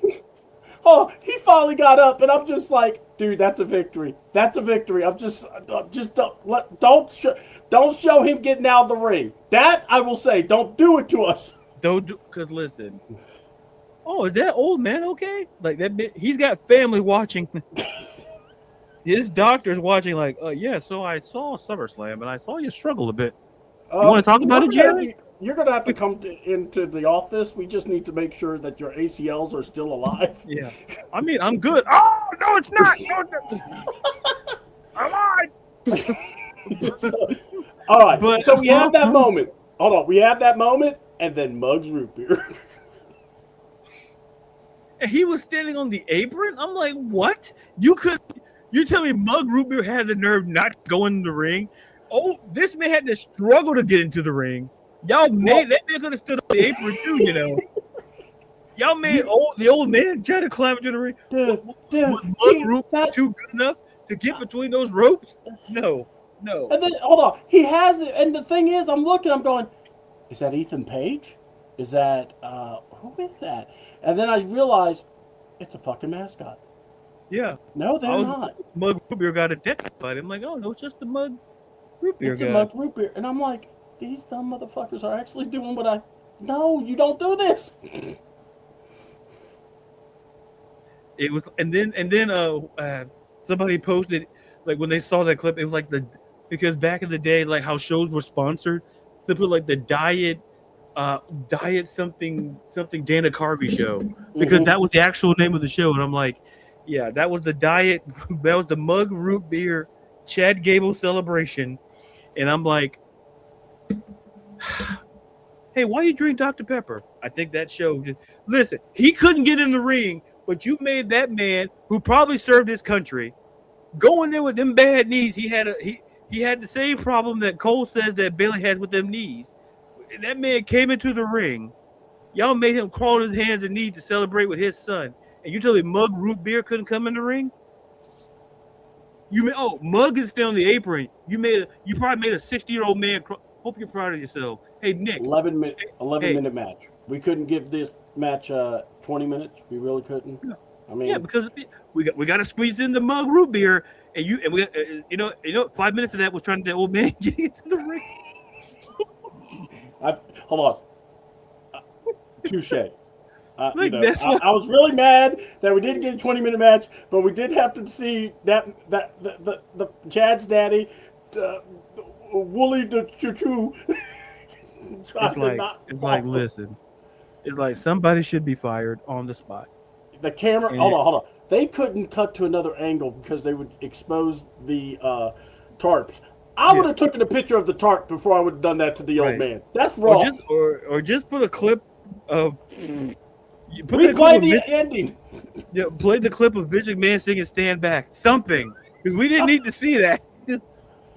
All you gotta do is stand back, and they just come and put Hogan. They put a mug root beer on Hogan's face. Hold on, and as soon as you do it, the fans should boo because they all know. Yeah. Oh, Daddy, we gotta get out of here. Jimmy Hart just has a flashback. Oh! Oh no! Oh God! Oh God! Oh. He gets nervous. He gets nervous when they introduce him. When they say hi to the legends, Jimmy Hart. Oh, Daddy! He's holding on to something. No, Jimmy. Yeah. Jimmy, he's gone. They like you, Jimmy. Oh, okay. Oh, okay. Hey, everybody. You know what was funny? Is that who was there? And they said like X-Pac was in the frame, but they acknowledged somebody else. Was it Greg Gagne or somebody they acknowledged? Yeah, Greg Gagne. And he was. And I think and then they had X-Pac was standing right there, like hype cheering. I'm like, you could. He's not a legend. Like, listen, hey, Dreamer. Hey, you X-Pac trying to get that Legends deal too. You got to step it up. Don't say it out loud. Tommy will nosedive for it. I'm challenging you to a legend versus legend. Okay, let's not use that word. Let's. That's a little too close to something there, Tommy. Like, anyway, listen, I'll do anything. Hey, we know. Hey, where's Nick Aldis? No. He's married. You not see his wife? He has a children. Roman and Seth. They did the Shield thing. My God! Look, this was nostalgia pop for me. I will say this: out of all their matches, this was their third best match, and I'm being honest because my favorite one is still the Rumble, where Seth came out with the Shield black suit, everything, perfect. It was like such a Batman and Joker match, right? And I loved the feel of that match. And then my second favorite match was when they fought at Money in the Bank.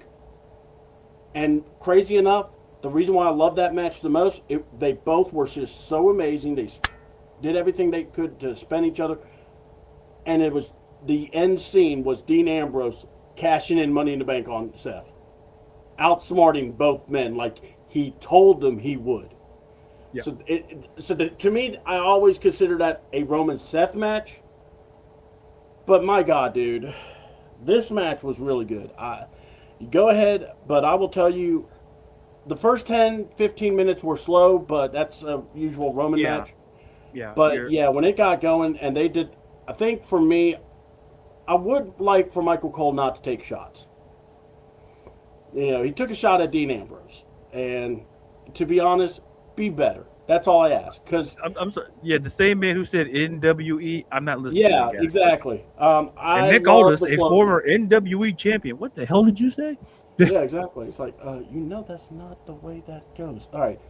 I love the clothesline spot by Seth, and he's doing the little Ambrose, thing, and then Roman comes and hits him with the dirty deeds. Love that there was no chair shot. Love that there was no bloodline. Yes. They finished it. Enjoyed the talking between each other. Love to me, the reason why it's so high to me is the Shield. It's the Shield fist bump at the end. Yeah. I don't know if this is the end for Seth or if it's coming sooner than people say. And if it is, look, Seth, in his own right, should be respected too. Him and Roman never left. They stood through the thick of everything. And I know Roman said something to that effect also. I really hope that we're getting more Roman kind of having a character arc because we haven't had anything. Yeah. So whatever. Look, Roman can perform. There's not a question if he can or can't. Right. So I don't want to come off like a total jerk. I mean, to me, this match was very good. I'm not like hating it. It's just when I see this match, my thoughts were, definitely nostalgia pop. They're bringing some things. What I can tell you this, they told a better story and had a better match than Punk and Cody did. 100%. And Roman and Seth basically created the story from basically their past. That gives enough of a huge pop for me to give them what I thought about that match. So what say you? Listen, I alluded to it. Yeah, Craig, you tell him. You tell C-Dub. You tell him. You tell him. He's the big dog. Chilling with the. You know what? When I hear. You know what? Where was the Muggs root beer? Roman looked thirsty. He should have gotten the Muggs root beer from Even the guy. he wanted Dr. Pepper. He didn't want that. Yeah, he's got the fight in that dog. You know what? I might have bought a case of mug with that. I was like, you know what? Hey, Tommy Dreamer, you want? Yeah. Let me stop. What do you mean a cease and desist store?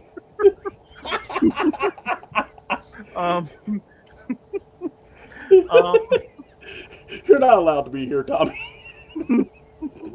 Oh, you guys thought it was for me? No, it's for him. You can't be here. Tommy's been kicked out of a lot of things lately. Yeah. And he's been kicked in. That man is very thirsty. He's been kicked in certain places and then kicked out, if you know what I mean.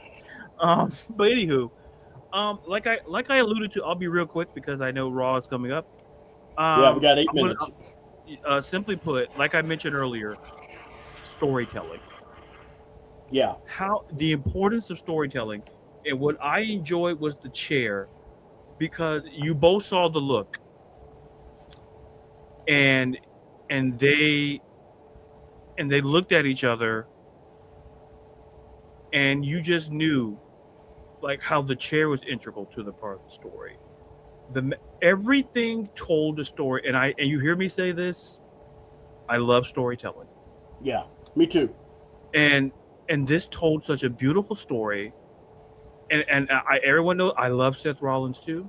So this may be some bias, but I've always said for the last decade, he has easily been one of the best workers, if not the best worker in this company. I agree. If you think of a big match, he's probably been involved in at least half of them. And what I kind of saw there, I saw the nostalgia.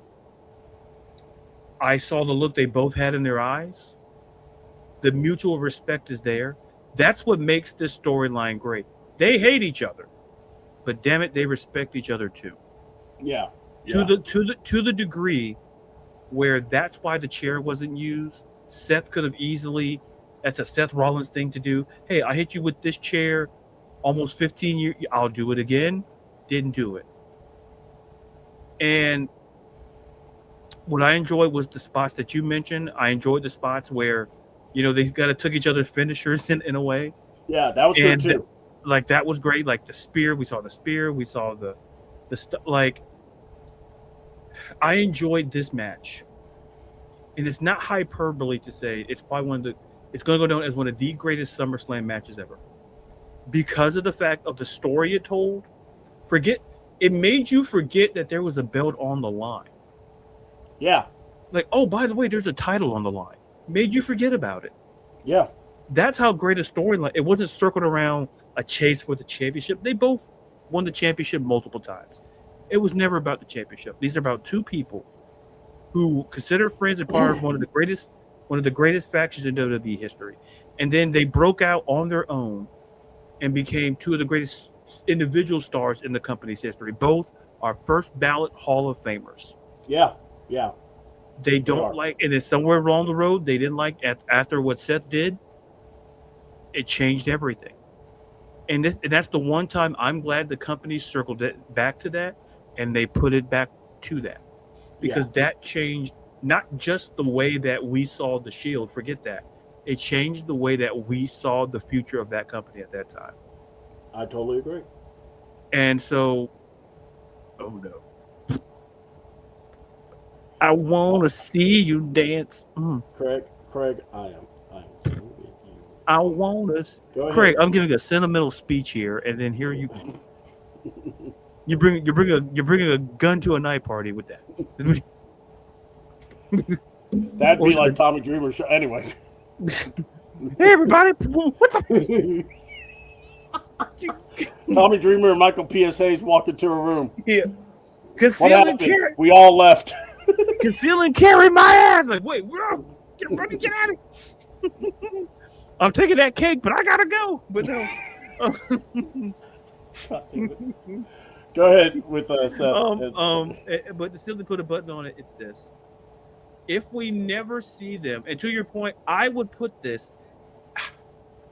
To your point, I really want to put it above Money in the Bank, but I just quite can't. Yeah. Because I really want to. Yeah. But a part of me is like, man. Because what really sealed it for me was I was getting too turned. Whoa! I was getting too turned on by you. Said Scozo? Whoa! Well, hey. Okay. Devin goes in. Sorry, pick that. Thanks. Thanks, Devin. You just changed the subject. Appreciate it. Thank you, Devin. I didn't. A wise man? Is there something? I think we'll check on the wise man in the cold shower in a little bit. Separate rooms. But keep I'm your glad, distance, wise man. I'm glad I was the flame that. You know what? Forget it. I'm not. Don't do it. I'm gonna protect my human monies. But to put a button on it, I can't put it like. I cannot. I told you that picture of them with the fist. I put it on Twitter. I put it on all social media. Put it in the Louvre. It's that good because we may never ever see that again. Yeah. And it's not because of they're terrible. It's because we're never going to see. I don't think we're going to see the Shield again. No, I hope not. And I think that moment, if you had to put something into the Hall of Fame for them, that's the photo. That would be that'd be a good one. I think I said put it in the Louvre. Yeah. I enjoyed it being a Seth Rollins fan. I enjoyed it just simply being a wrestling fan. It's like, my God. It was a good match. It's like I can't put that above Money in the Bank. Simply, you know why I can't put it above it? Because Dean Ambrose was involved in the Money in the Bank, and that's what makes it. So, and not only that, all three men were in their prime. Exactly. So I can't sit there and say, man, because they were cooking, and I'm like, I want to, but it's safe at 3. It's a solid 3 because. Over time it may it may move up. Like I say, time will be the time for every situation could be the biggest tale. I still say the Rumble match that they had where Seth comes down in the fatigues. It's a work of art. It's true. Okay, brother, I'm drunk right now. Just get on our house by the one and a couple of buddies that drank the first time. Well, Devin, we're glad for you. Just go 9. Just don't be around Tommy Dreamer, we say. All 3 men. I'll show you my wood. No! Get that 3 iron out. Sorry, I have no. Hey, sometimes, right. Craig, you sample the product and it's okay. Okay, real quick, I'm going to just answer this question. John, first of all, that's our show, folks. See you next time. Sorry, John, what a time. I want to thank Metallica. I want to thank Tim Meadows. I want to thank Molly Shannon. I want to thank Jay-Z. What a night. Good night, dude. I want to thank Tommy Dreamer. Who's that my name? Get him out of here. How do you get in this studio?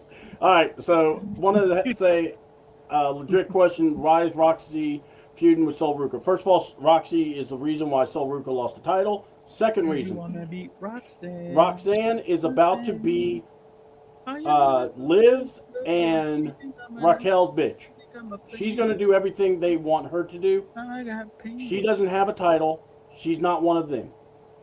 and it's going to start, I hope, tell a story of Roxanne wanting to leave the Judgment Day, or get, where she ends up costing the Judgment Day of those belts.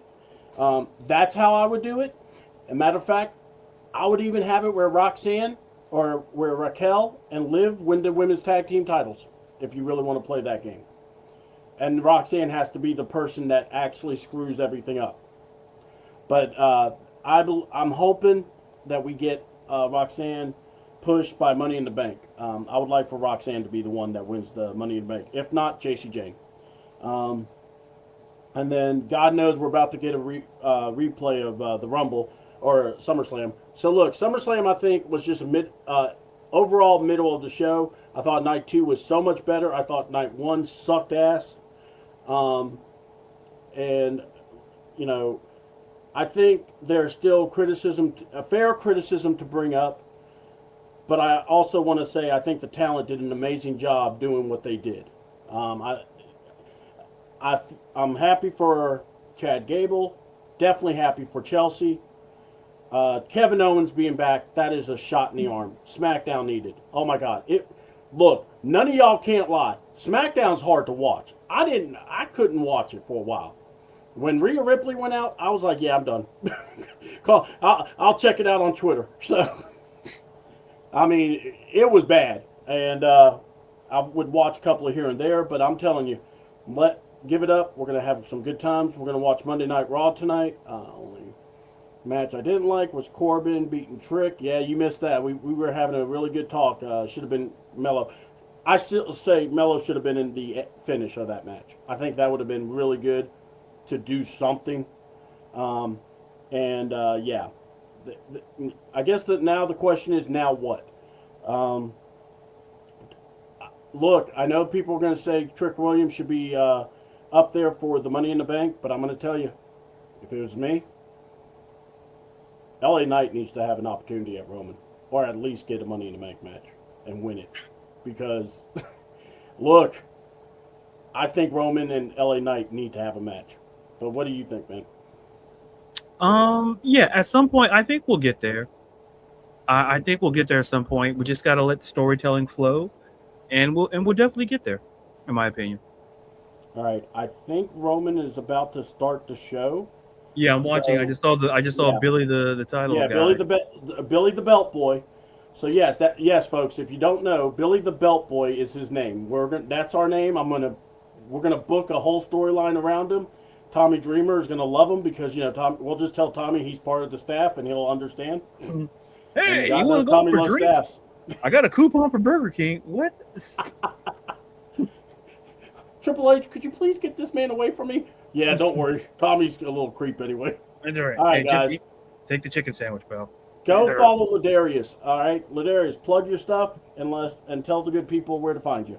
Hi, I'm Ladarius Brown. I'm hosting SNL this week. A musical. No. You can follow me on social media at Twitter and TikTok at Ladarius_Brown. You can follow me on Instagram, Ladarius_Brown. Follow me on the podcast and stuff. I have a podcast page on Facebook. Writer, editor for Beyond Women's Sports. Catch the writing I do there. Podcast every other Thursday. Still working on that. And great. Hopefully we just keep talking wrestling. We'll talk football at some point as well. So the things that we don't talk about on my show, we'll talk about on this show, and vice versa. So, but once again, thank you guys. Yeah. Thank you guys for taking the. Whoa! Whoa! Yeah. Whoa! Whoa! Whoa! You said how much? You just golfed 9? Man, I think you old dude at it. I didn't know that was your new nickname. Damn, I gotta put that on the memo. I gotta put that on the memo. I'm gonna start writing checks. Put on the memo line of the check. Big old D-Day. Yep. You know who wrote this check? You're welcome. Man. He golfed 9? Man. Imagine if he golfed all 18. Man, I could imagine the nickname would have been. But once again, I appreciate all of you in the chat who took the time out to listen and to watch. We enjoy you guys here. C-Dub, thank you as always. All right, man. And hey, we'll discuss Raw. We're probably going to do a different format when we talk Raw and SmackDown. But you want to watch Raw? watch Raw. We'll be at 5 a.m. We're gonna be doing the show. Yeah, I think from 5 a.m. I think we need to have a morning show where we Yeah. just lose all our train of thought, Yeah, 'cause we're great. Especially if we talk Tommy Dreamer. What? Lock up. Lock up. Whoa, you definitely talking about Michael PSAs now. Fun show, fellas. Thanks, guys. All right. Well, look, y'all. Follow me, C-double28 at the YouTube. Also, C-double AWTN Ladarius Brown _. He in the YouTube channel. So you definitely want to hook up, watch his stuff. He's got always good content. I appreciate you, brother. And look, guys, we're gonna have a good time, have some fun, watch wrestling. I'm C-double. We're out. Take care. Peace. Do do do do do do do.